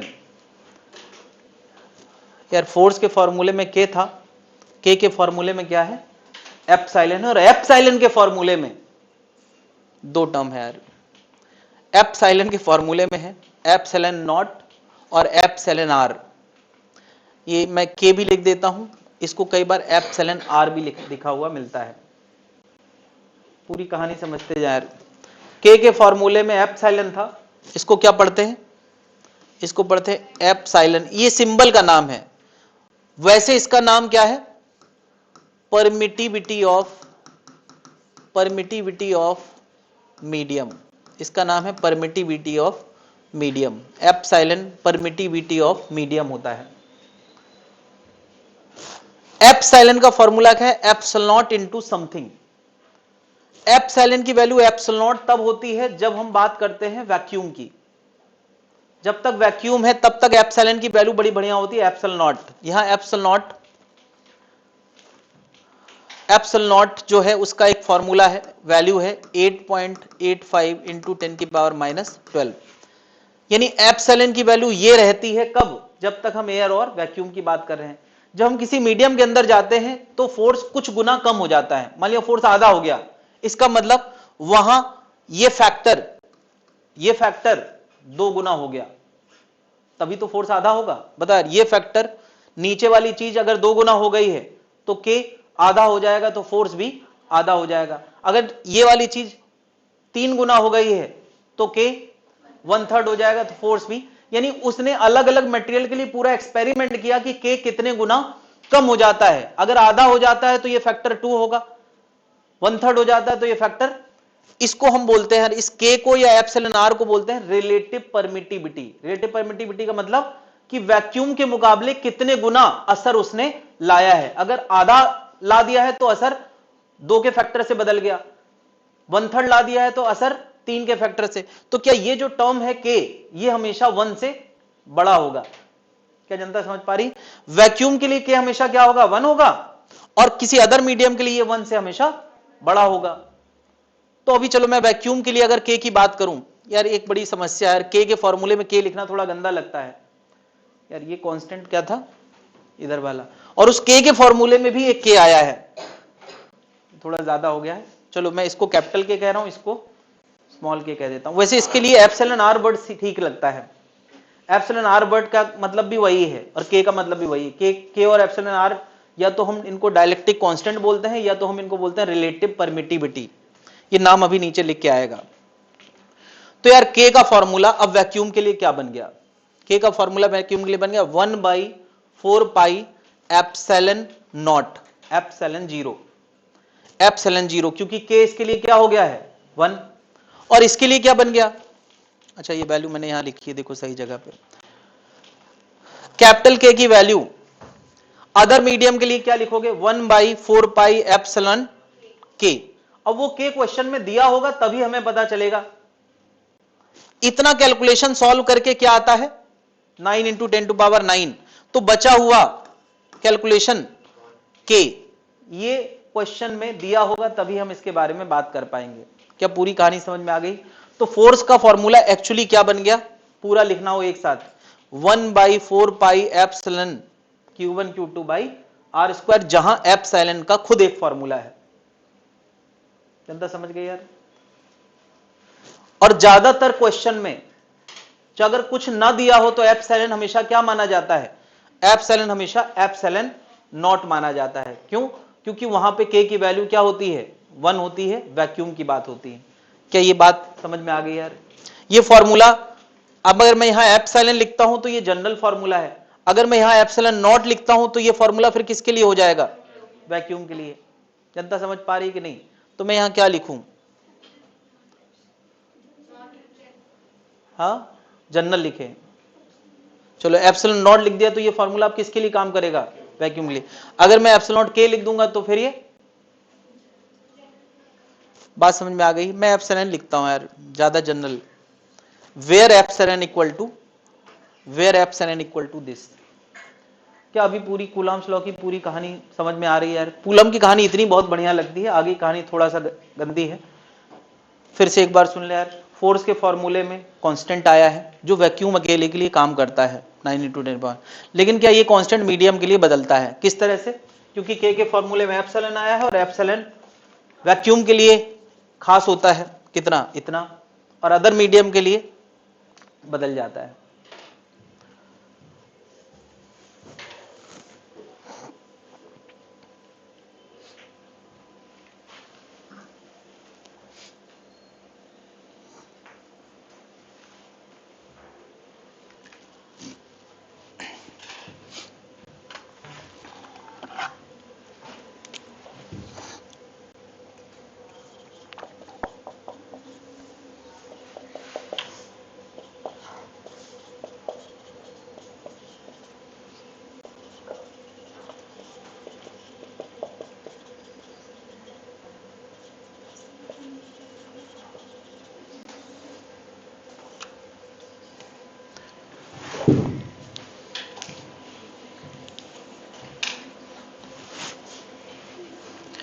तो ये पूरी कहानी का कैरी मैंने लिख दिया है यहां पर।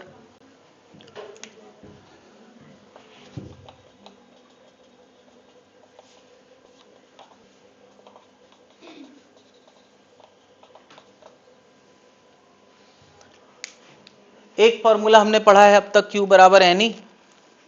एक फॉर्मूला पढ़ा है F बराबर K Q1 Q2/r², K equal to this. क्या इतनी कहानी समझ में आ गई सबको?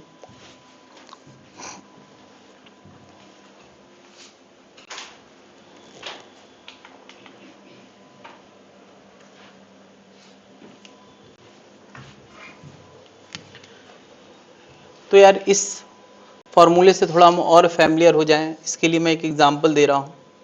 ये कुछ 2 कूलाम का चार्ज है और ये कुछ 2 ग्राम मास का पार्टिकल है। 2 ग्राम मास का पार्टिकल है जिसमें 2 कूलाम का चार्ज है। ये एक पार्टिकल है 3 ग्राम का और इसमें 3 कूलाम का चार्ज है। ये कोई नियम नहीं है कि 3 ग्राम तो 3 कूलाम, मैंने ऐसे ले लिया है इजी करने के लिए। तो यार Q1 बराबर दिस है Q2 बराबर दिस है, M1 बराबर दिस है, M2 बराबर दिस है। तो कुल मिला के तुम्हें समझ में आ रहा है M2 ज्यादा है और Q2 ज्यादा है। दिख रहा है कि नहीं?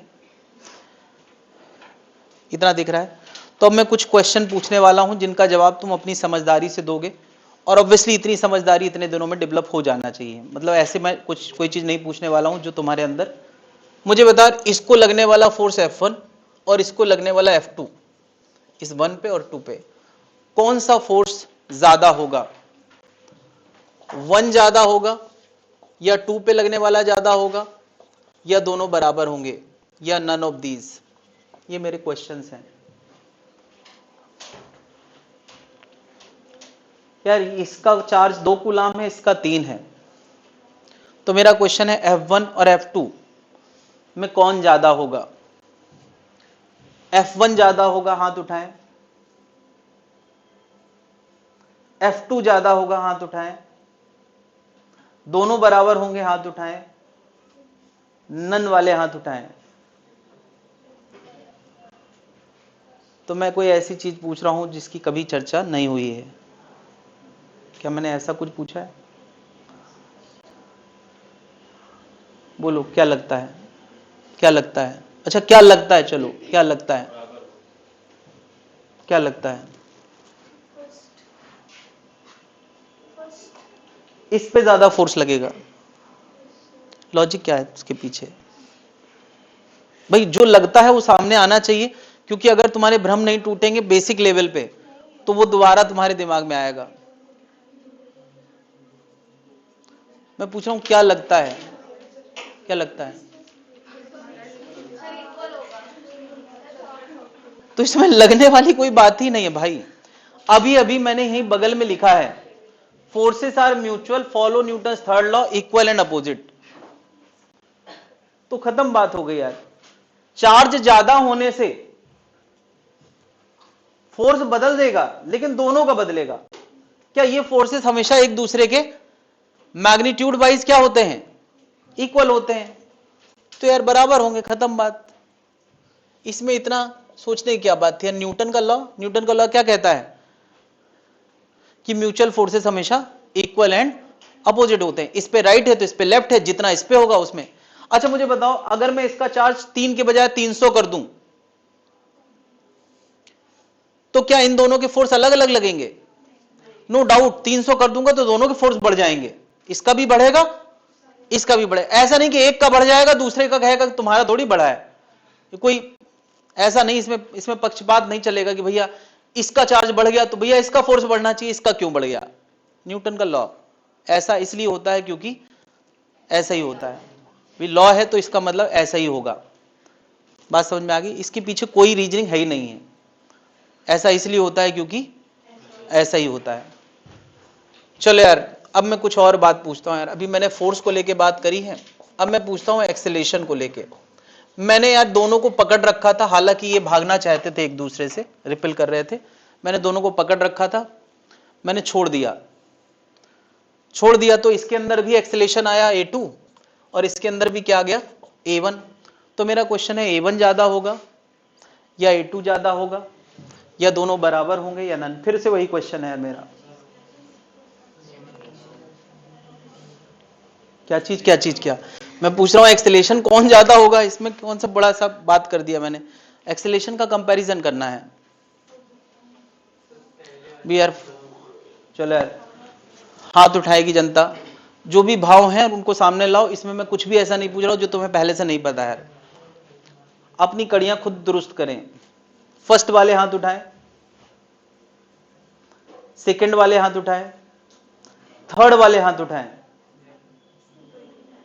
टोन से भी तुम लोग नहीं बदल रहा है। फोर्थ वाले हाथ उठाएं। अच्छा अभी सोच रहे हैं वाले ज्यादा हैं।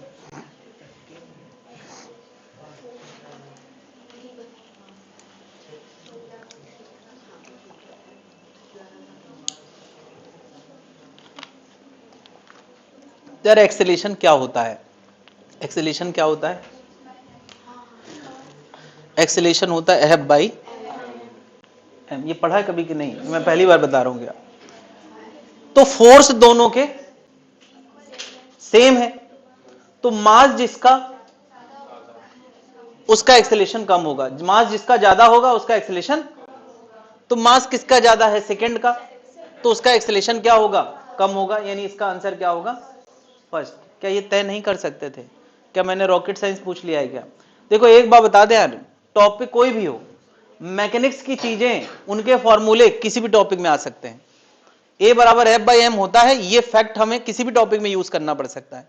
अब ये कोई बताने नहीं आएगा, सुनो ए बराबर एफ बाई एम तुमने पढ़ा था पहले, ये कोई बताने थोड़ी आएगा। तुम खुद सोचो यार कि एक्सेलेरेशन कैसे निकलता है। एफ बराबर है, जिसका मास कम होगा उसका एक्सेलेरेशन ज्यादा होगा। क्या इतनी सी बात नहीं सोच पा रहे हैं? सोच लिया है। अगली बात कहता हूं, मैंने इनको छोड़ दिया तो थोड़ी देर बाद इसके अंदर कुछ V1 डेवलप हो गया, इसके अंदर कुछ V2 डेवलप हो गया। क्या छोड़ देंगे तो ये स्पीड बढ़ाते हुए आगे भागेंगे कि नहीं?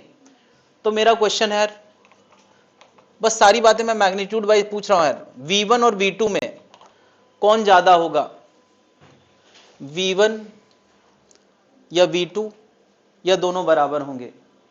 क्या लगता है?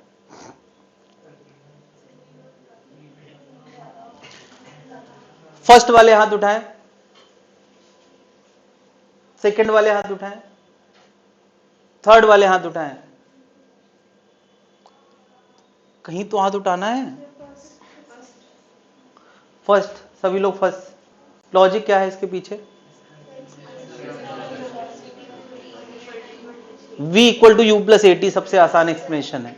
हालांकि V बराबर u plus at uniform acceleration के लिए लगता है, यहां नहीं लग सकता, बट हां एवरेज मान लो तो भी तुम वो एक्सप्लेन कर सकते हो कि जिसका एक्सेलेरेशन ज्यादा होगा, एक्सेलेरेशन का मतलब होता है rate of change of velocity, इसका मतलब उसकी वेलोसिटी तेजी से बदल रही है, और जिसका तेजी से बदल रही होगी उसकी वेलोसिटी ज्यादा आएगी। यानी किसकी वेलोसिटी ज्यादा आने वाली है, V1 V2 से ज्यादा आएगा कुछ टी समय बाद। यार वेलोसिटी की बात हम कुछ समय बाद करेंगे क्योंकि शुरू में तो रेस्ट पे होंगे। क्या जनता समझ पा रही है? इसके लिए हम कुछ बात यूज नहीं कर रहे हैं। V change in velocity integral A dt कभी पढ़ा है यार? ये नहीं पढ़ा है तो V बराबर यू प्लस एटी पढ़ा है, किसी से भी सोच लो। जिसका ए ज्यादा होगा उसी की फाइनल वेलोसिटी भी ज्यादा होगी। ये सब पीछे की बातें हैं। अभी एक ही टर्म आया है फोर्स, और फोर्स आया है तो फोर्स से जुड़ी बातें कभी भी कुछ पूछी जा सकती हैं। एक नाम आता है मोमेंटम। मैं बेसिकली मैग्नीट्यूड ऑफ मोमेंटम की बात कर रहा हूं। मोमेंटम का मैग्नीट्यूड, मोमेंटम का फॉर्मूला अगर किसी को नहीं पता तो मैं बता देता हूं, मास इनटू वेलोसिटी होता है। सुना है कभी?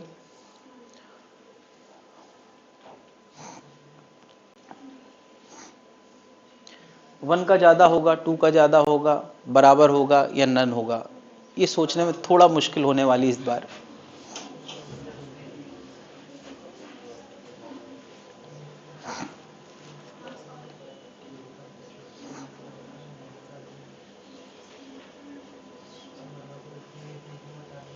बोलो, मोमेंटम के लिए पहले वाले लोग हाथ उठाएं, फर्स्ट वाले, भाई जिसकी वेलोसिटी ज्यादा। चलो सेकंड वाले हाथ उठाएं, भाई जिसका मास ज्यादा।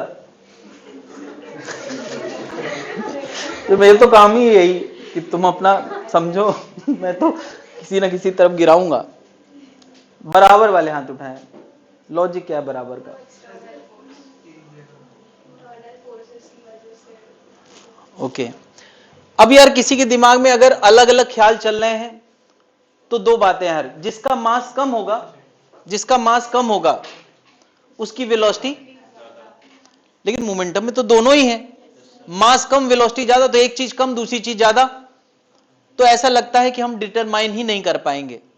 भाई ऐसे कोई अंदाजे थोड़ी कह सकता है कि एक चीज कम दूसरी ज्यादा तो दोनों का मल्टीप्लिकेशन पहले जैसा एक जैसा रहेगा। ये हम कोई गारंटी से नहीं कह सकते हैं, बट इसके पीछे हमारे पास एक लॉजिक है, एक थ्योरम है जो हमने कभी पढ़ी है पहले। अच्छा कुछ लोगों ने अभी नहीं पढ़ी है क्योंकि मोमेंटम कंजर्वेशन अभी चल रहा है, सेंटर ऑफ मास अभी शुरू हुआ है पिछली क्लास में। कोई बात नहीं, लाइफ में कभी तो पढ़ा होगा। अगर किसी सिस्टम में इंटरनल फोर्स इन्वॉल्व हो, इंटरनल मतलब ये एक सिस्टम है, इसको राइट लग रहा है, इसको लेफ्ट लग रहा है, और नेट फोर्स कितना है, एफ नेट वेक्टर किसी सिस्टम में ऑन सिस्टम क्या है, जीरो। किसी सिस्टम में अगर नेट फोर्स जीरो होता है और आपस के फोर्स की वजह से, म्यूचुअल फोर्स की वजह से कोई प्रोसेस चल रहा होता है, तो जितना मोमेंटम एक के अंदर राइट आता है उतना मोमेंटम दूसरे के अंदर इसको बोलते हैं principle of linear momentum conservation. तो principle of linear momentum conservation के हिसाब से जितना एक के अंदर राइट आएगा उतना दूसरे के अंदर लेफ्ट आएगा, यानी P1 और P2 क्या रहेंगे, सेम रहेंगे किसी भी वक्त दोनों के मोमेंटम क्या रहेंगे, magnitude wise same, obviously direction wise opposite. अगर कोई इनको वेक्टोरियली लिखे तो क्या लिखेगा, P1 वेक्टर बराबर minus P2 vector, direction wise क्या होंगे, अपोजिट। क्या बात समझ में आ गई? तो ये कैसे एक्सप्लेन किया गया है, P इनिशियल वेक्टर सिस्टम का, P फाइनल वेक्टर सिस्टम का, तो शुरू में पूरा सिस्टम रेस्ट पे था, बाद में एक के अंदर P1 वेक्टर आया, दूसरे के अंदर P2 वेक्टर आया, तो अगली लाइन में तुम ये ला सकते हो, मोमेंटम शुरू में 0 था, बाद में एक के अंदर आया, दूसरे के अंदर भी आया, और दोनों कैसे होंगे, मोमेंटम कंजर्वेशन के। तो ये principal of linear momentum conservation, इससे इसका एक्सप्लेनेशन दिया जा सकता है। एक और नाम, थोड़ी देर बाद चलने के बाद इसके अंदर V1 आ गया, उसके अंदर V2। अब हम बात कर सकते हैं काइनेटिक एनर्जी। काइनेटिक एनर्जी का फॉर्मूला सबको पता है, क्या होता है, हाफ m, और ये एक स्केलर क्वांटिटी है तो डायरेक्शन की तो कोई बात ही नहीं है, सबको ये पता है काइनेटिक एनर्जी। मेरा क्वेश्चन है किसकी ज्यादा होगी, पहले वाले की या दूसरे वाले की?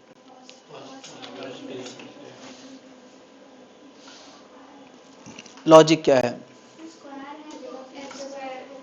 काफी हद तक ये भाव सही है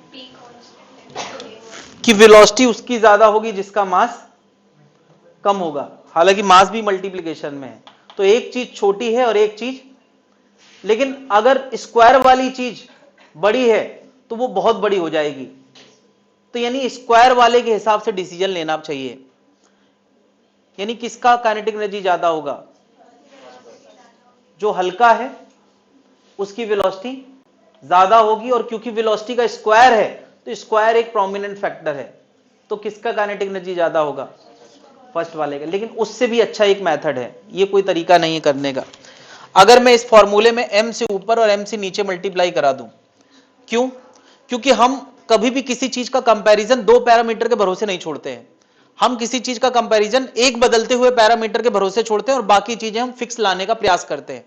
तो मैं कर रहा हूं प्रयास क्या, फिक्स लाने का, मैं यहां मोमेंटम को अपेयर कराने का प्रयास कर रहा हूं, मोमेंटम फिक्स है ना दोनों का। तो ये देखो जरा, एम स्क्वायर वी स्क्वायर ऊपर आ गया, इसको हम क्या ले सकते हैं, पी स्क्वायर, और नीचे कितना, मैं मास और मोमेंटम इसलिए लाया हूं क्योंकि मोमेंटम के बारे में मैं श्योर हूं कि दोनों का मोमेंटम कैसा है, सेम है, अभी अभी बताया। तो मोमेंटम अगर सेम है तो बस अब बात किस पे टिकी है, और मास के लिए तो हम देख ही रहे हैं कि कोई एक जिसका मास कम होगा, नीचे वाली चीज कम होगी, उसका काइनेटिक एनर्जी, यानी किसकी काइनेटिक एनर्जी ज्यादा होगी, क्या K1 K2 से ज्यादा होगा। इस फॉर्मूले से डिसीजन लेना ज्यादा आसान है। क्या बात समझ में आ गई है? तो ये सारी बातें क्या अब की हैं या तब की हैं, तब की हैं, पुरानी बातें हैं। एक थ्योरम थी वर्क एनर्जी थ्योरम, वो क्या होता है, W बराबर डेल्टा के। नहीं, मैं कहूं कि यार जब इस चार्ज को यहां से यहां तक एक्सलेट किया गया, मैं केवल इस चार्ज के लिए वर्क एनर्जी थ्योरम लगा रहा हूं, तो इस फोर्स ने इसकी काइनेटिक एनर्जी बदली कि नहीं, तो इसका मतलब इस ब्लॉक पर इस फोर्स ने वर्क डन किया है। क्या इस चार्ज की भी तो वेलोसिटी बदली है, इस पे भी वर्क डन हुआ होगा, नहीं यार, W1 K final minus K initial होगा और W2 K फाइनल माइनस, कौन सा वर्क ज्यादा होगा, यार जिसकी काइनेटिक एनर्जी ज्यादा बढ़ी है उस पर किया गया वर्क भी, वर्क डन ऑन चार्ज की अगर कोई बात करे तो work K final minus K initial होता है, तो जिसका K ज्यादा उसका W ज्यादा, तो किसका K ज्यादा है। क्या ये सारी बातें उन टॉपिक की हैं जो काइनेमेटिक्स से लगा के वर्क एनर्जी तक हमने पढ़ी। मैंने कहा ये कौन हल्का है,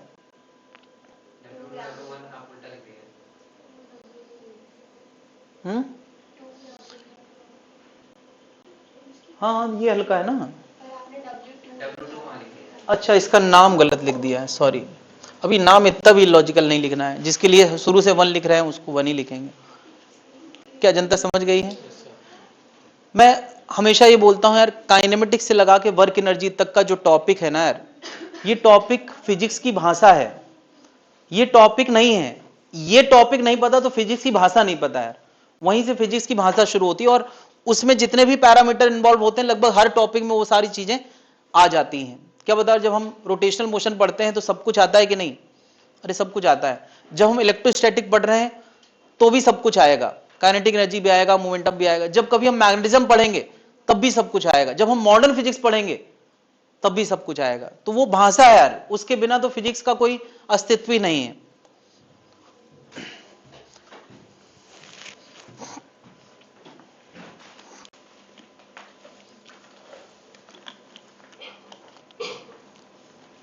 या और क्लियर बोले तो यार, अगर हम इंग्लिश लैंग्वेज की बात करते तो 26 अल्फाबेट के बिना हम इंग्लिश में वर्ड नहीं बना सकते। वैसे यार काइनेमेटिक्स, लॉज ऑफ मोशन और वर्क एनर्जी के बिना हम किसी भी टॉपिक को आगे नहीं बढ़ा सकते। वहीं से भाषा मिलती है, वहीं से डिसीजन मिलते हैं, वहीं से हम आगे बढ़ते हैं। हाँ भाई, इतनी बातें क्लियर हो गई हैं। इन बातों का इस टॉपिक से देखा जाए तो कोई लेन देना नहीं था, बट इस टॉपिक में ही ये बातें पूछी जाएंगी, ये भी मैं बता दूं। ये सब हमें पहले से आती हैं, बस एक छोटा सा डिसीजन लेना था। कोई दिक्कत है भाई लोग? तो अब यार फिर से हम थोड़ा सा इस टॉपिक की बातें करना शुरू करते हैं। हालांकि बहुत आसान बातों से हम लोग शुरू करते हैं। फॉर्मूला मैंने लिख ही दिया है।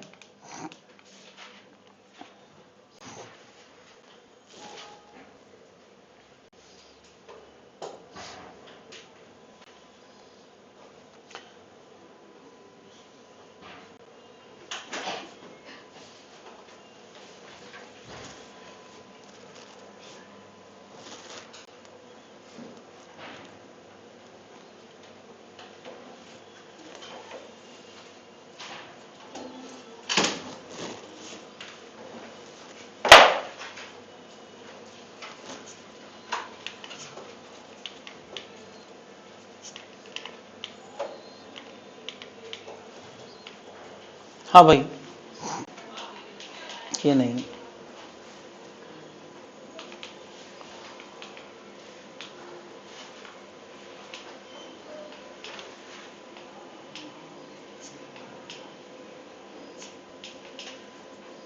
कहाँ गया यार?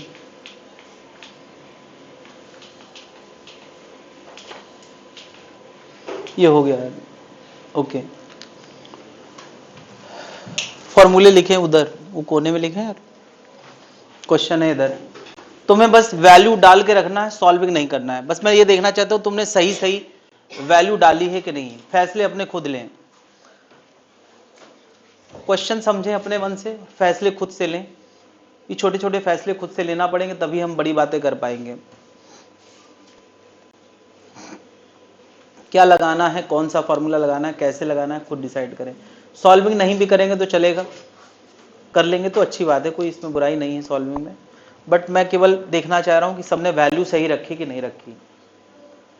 फॉर्मूला यूज करो, वैल्यू रखो, बस आगे बढ़ो।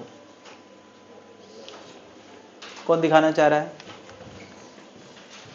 यूनिट का ध्यान रखना है ना, वैल्यू का ध्यान रखना है।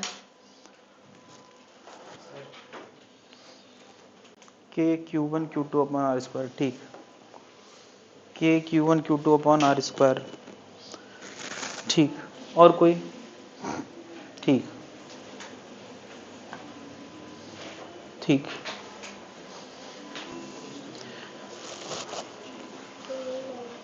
हाँ हाँ हाँ, वैल्यू डालो इसमें, बहुत अच्छा। ये फैसला लेना भी एक काम है कि कौन सा फॉर्मूला लगेगा।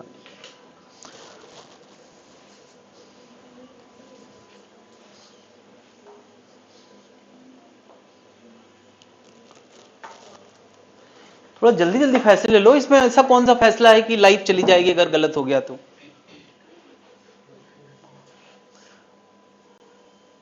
फैसले लेने की स्पीड बढ़ाएं भाई लोग। तुम लोग जिंदगी के बड़े फैसले कैसे लोगे यार? महीने भर की छुट्टी लोगे क्या उसके लिए कि सर फैसला लेना है, लाइफ का बहुत बड़ा बॉस छुट्टी दे दे? छुट्टी अप्लाई करोगे क्या यार? ये छोटे छोटे फैसले लेने में इतना समय लगाते हो। हाँ भाई, तो कहा गया है 2 1 कूलाम के चार्ज हैं, उनके बीच में लगने वाला फोर्स 50 किलोग्राम के वेट के बराबर है, 50 किलोग्राम के आदमी। तो फोर्स का फॉर्मूला लगना है। फोर्स का फॉर्मूला हमने क्या पढ़ा है? K Q1 Q2 upon R²। तो Q1 कितना है? 1 कूलाम। Q2 कितना है? 1 कूलाम। K की वैल्यू कितनी है? 9 × 10⁻⁹। और दूरी कितनी है इनके बीच की?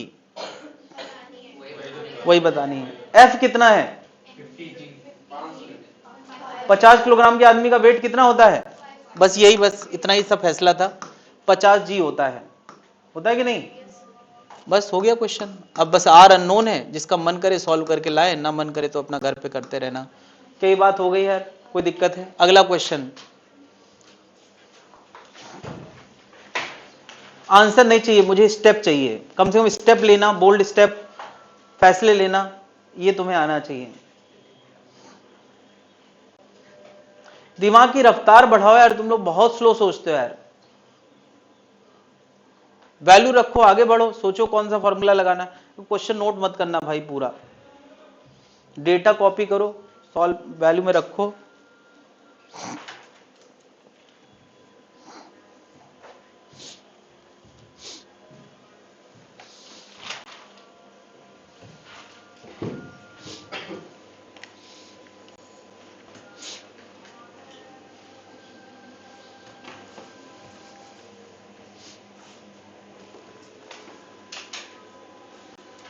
ठीक,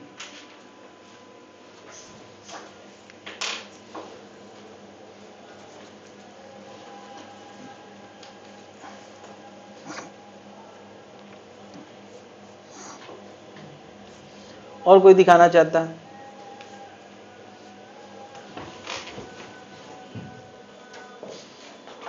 ठीक, स्क्वायर, डिस्टेंस का स्क्वायर होता है ना? कहाँ है? दूरी 1 सेंटीमीटर है। इसको सॉल्व करने से क्या आ जाएगा? पहली बात तो एक गलती ये है कि Q × Q होता है, तो ये Q कैसे? उसके बाद इसको सॉल्व करने से Q आएगा। ठीक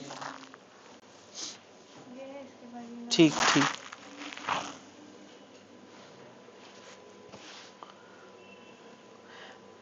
हाँ, अब क्या करेंगे?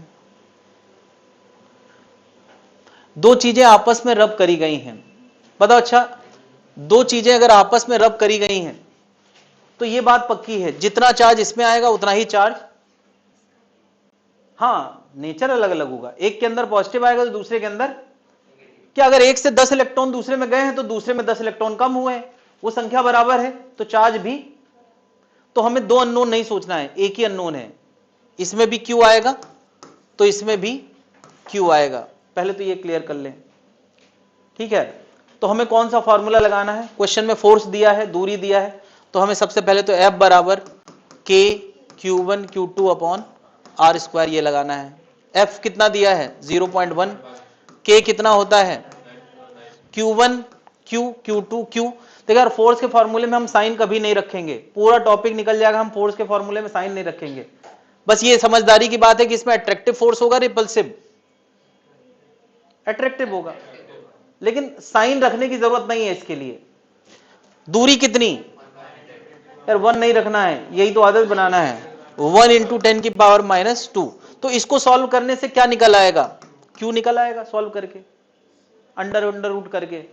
लेकिन हमें Q थोड़ी पूछा था, N पूछा था। तो क्या बता रहे? Q बराबर हमने क्या पढ़ा है? NE। तो N बराबर क्या हो जाएगा? Q/E। और E की वैल्यू कितनी?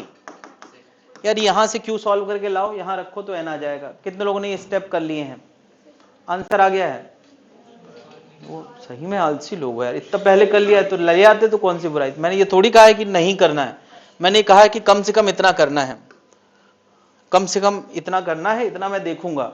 आगे कर लोगे तो उसमें कोई दिक्कत थोड़ी है। क्या बात समझ में आ गई है? फैसले लेते जाएं, क्योंकि यार खुद ही से फैसले लोगे तो आगे की बातें तुम्हें इजी महसूस होंगी। और यहीं के फैसले लेने में अगर तुम डर रहे हो, अच्छा, किस बात का डर लगता है? मुझे आज तक ये नहीं समझ में आया। तुम लोग क्या डरते हो कि अगर हमने गलत कर दिया तो कॉपी से हाथ निकलेगा और वो थप्पड़ मारेगा, क्या हो जाएगा? भाई बचपन में 10वीं क्लास तक शायद टीचर मारते पीटते थे, अब तो ये भी शायद बंद कर दिया गया स्कूल वालों में, गार्जियन लोग थाने में चले जाते हैं। कोचिंग में तो ये भी फैशन नहीं, तो फिर किस बात का डर है? फैसले थोड़ा फास्ट लो, ज्यादा से ज्यादा गलत हो जाएगा तो भी थप्पड़ नहीं पड़ेगा। सर अपनी नजरों में गिर जाएंगे। तुम अपनी नजरों में महान कब बने?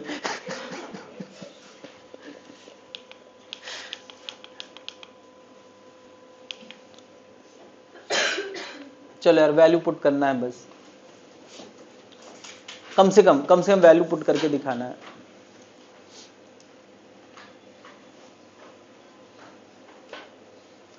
वो हड़बड़ी वाला भाव मन में लाओ, क्योंकि उसी से हम अपग्रेड होते हैं।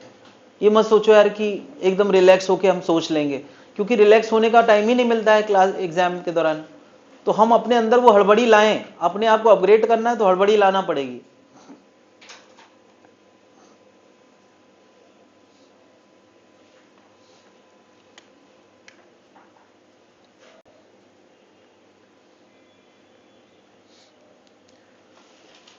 NaCl molecule is bound due to electric force between the sodium and chlorine ion।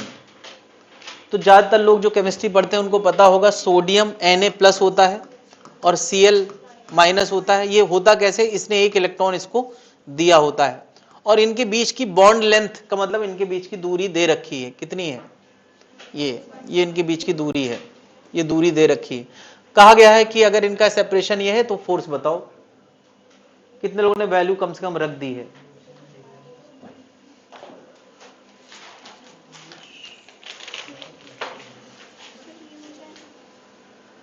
हाँ, स्क्वायर तो लगाओ। ये सब, यही सब मैं चेक करने आ रहा हूं। और है क्या इसमें? अभी एक गलती और है, सोचो क्या गलती है। हाँ, ये सही है।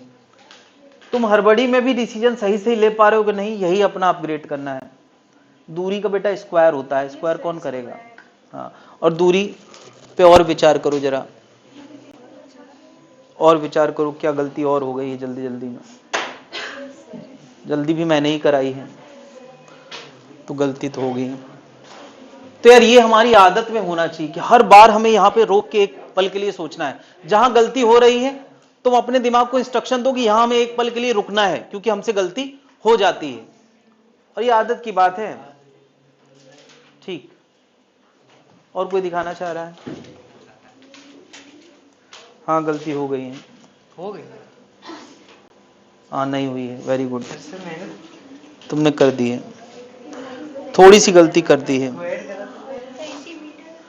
मुझे बताओ, ये सेंटीमीटर में दिया है, इसको मीटर में कौन बदलेगा?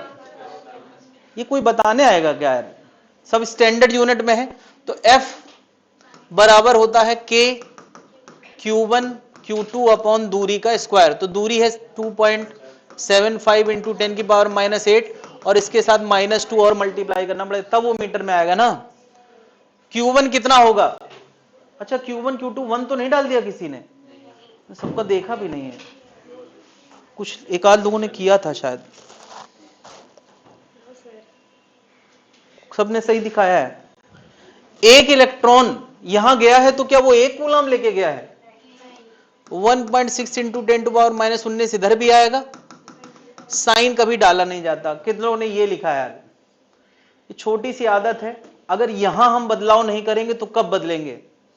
ये गलतियां नहीं होना चाहिए इस स्टेज में। कोई बात नहीं, गलती करने के बहुत मौके दूंगा मैं, और सुधारने के भी। ये आंसर तक चाहिए मुझे।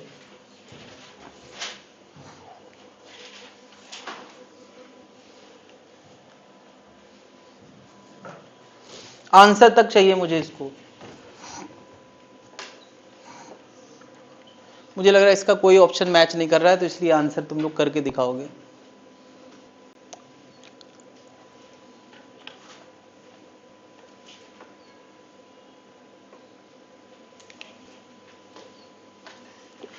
फॉर्मूले उधर लिखे हैं, किसी को कोई दिक्कत नहीं होना चाहिए, डिसीजन अपने लेना है।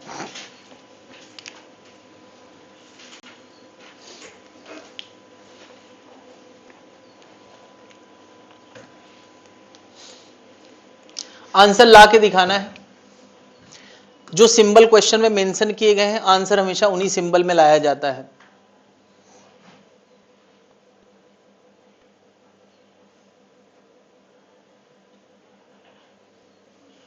ये वाला सिंबल नहीं मेंशन किया गया है, क्यों? Two positive ion each carrying same charge are separated by a distance d, f is the force of repulsion between ion, the number of electron बताना। ये क्यों मेंशन नहीं किया गया है? आंसर मुझे क्यू के टर्म में नहीं चाहिए, वरना तो तुम क्यू बराबर एन ही लिख दो और एन बराबर क्यू बाई ई भी दे सकते हो।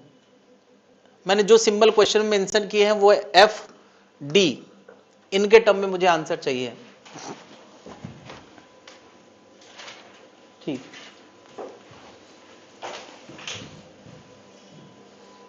ठीक, और कोई?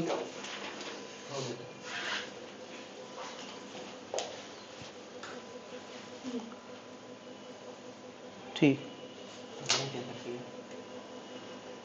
4 पाई एप्सिलॉन ऊपर कहाँ आ रहा है? ऊपर आ रहा है ना?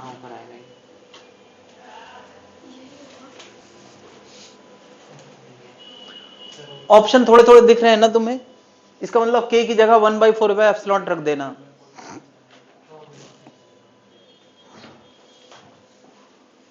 ठीक,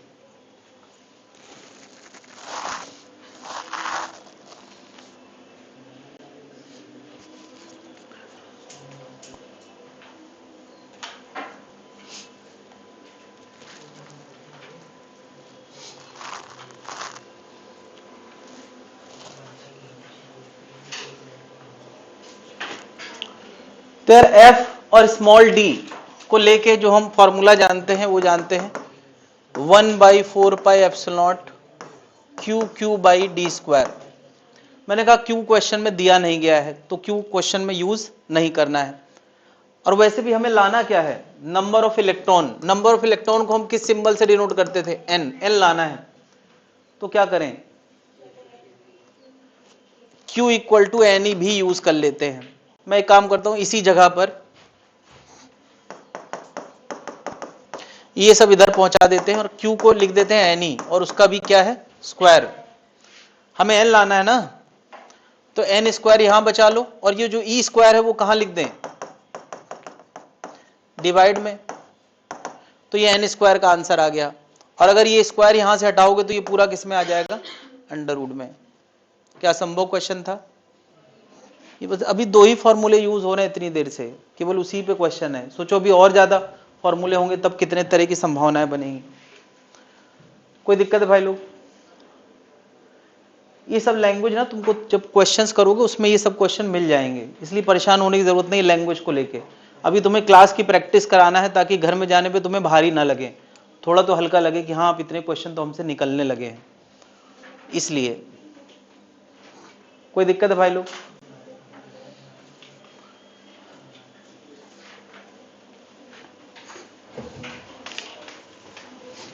ये बेटर क्वेश्चन है थोड़ा सा।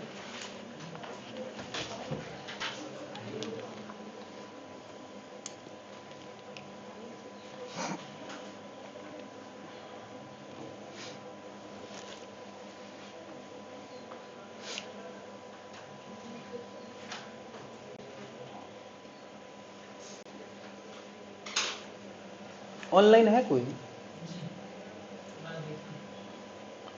इलेक्ट्रोस्टैटिक तो पढ़ रखा है उसने कितने बार, एक बार तो पढ़ ही रखा है। सर मैंने 2 बार पढ़ा है। तो क्यों पढ़ रही हो फिर? अपनी प्रैक्टिस करो। अब ये टॉपिक पढ़ने से क्या फायदा? अभी खुद से पढ़ाई करना पड़ेगी, उसी का फायदा मिलेगा। ये टाइम वेस्टिंग है। जो टॉपिक रह गए हो उसका मुझसे लिंक ले लो। Okay sir.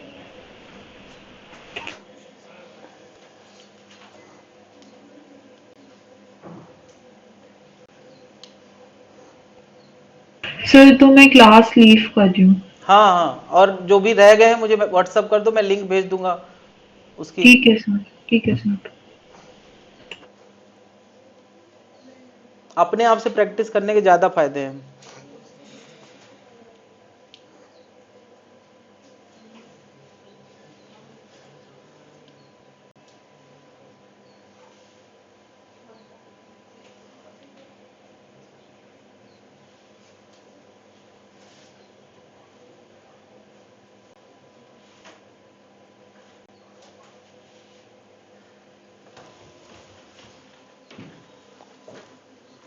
ठीक, और कोई?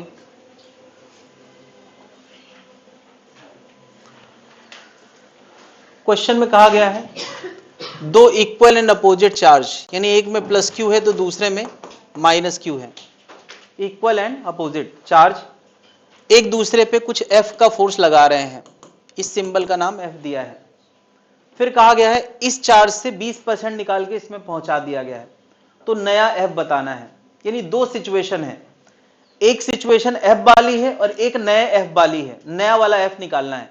यानी हमें फॉर्मूला दो बार लगाना है, एक बार जब चार्ज ओरिजिनल है और एक बार जब चार्ज शिफ्ट किया जा चुका है। बताओ अच्छा, इस क्यू में से उसका 20% हटा दोगे तो कितना बचेगा? किसी चीज का 20% कितना होता है? 0.2 क्यू। क्यू का 20% कितना होगा? तो इसमें से क्यू का 20% हटा दो, तो क्यू में से 0.2 क्यू हटाओगे तो कितना आएगा? 0.8 क्यू। यार ये सब बातें छोटा मोटा परसेंटेज निकालना आना चाहिए, इसकी शुरू में बहुत प्रैक्टिस कराई गई है बट अब तक सब फीका पड़ गया होगा। तो क्यू में से 0.2 क्यू घटा, कितना आ गया? 0.8 क्यू। अच्छा, इस नेगेटिव चार्ज में ये चार्ज निकाल के, इससे कुछ निकाल के इसमें जोड़ा गया है ना, कितना जोड़ा गया है? 20%, यानी 0.2 क्यू इसमें जोड़ा गया, तो इसमें कितना बचा? -0.8 क्यू, यानी उतना ही बचा। ये बहुत इंटरेस्टिंग बात है, कई बार लोग इसमें बढ़ा देते हैं। भाई नेगेटिव और पॉजिटिव ये पूरा एल्जेब्रिक सम है, चार्ज तो एल्जेब्रिक सम के हिसाब से चलता है ना, तो इसमें पॉजिटिव आया है और इसमें कैसा आया है? उतना ही नेगेटिव आया है, क्योंकि इसका पॉजिटिव नेगेटिव न्यूट्रलाइज हो गया होगा। इस फोर्स का नाम एफ है, तो बता रहा एफ और क्यू को लेके हमने क्या फॉर्मूला पढ़ा है? एफ बराबर के क्यू क्यू अपॉन दूरी का स्क्वायर, जो भी दूरी है। क्या दूरी बदली है क्या? दूसरी सिचुएशन में दूरी नहीं बदली है, क्या बदला है? चार्ज बदला है। कितना हो गया है? 0.8 क्यू इधर भी और 0.8 क्यू इधर भी।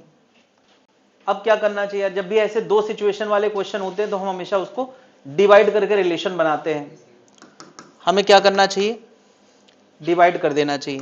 डिवाइड करोगे तो यार जितने भी सिंबल्स हैं वो सब खत्म हो जाएंगे, ये केवल नंबर बचेगा, सिंबल खत्म हो जाएंगे। यहां आएगा f/f2 और यहां आएगा 1/0.64। आंसर यार डेसिमल में नहीं दिया है तो मैं इसको डेसिमल उड़ा के 4 से डिवाइड करेंगे। f2 उधर ले जाओ, f इधर ही रहने दो, 16 इधर ले आओ, 25 डिवाइड में ले आओ, तो f2 का आंसर कितना आ गया? क्लियर है भाई?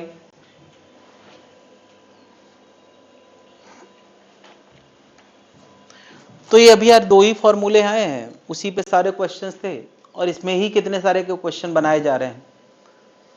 तो इसके आगे की कहानी अगली क्लास में करते हैं, शीट अगली क्लास से मिलना शुरू होगी।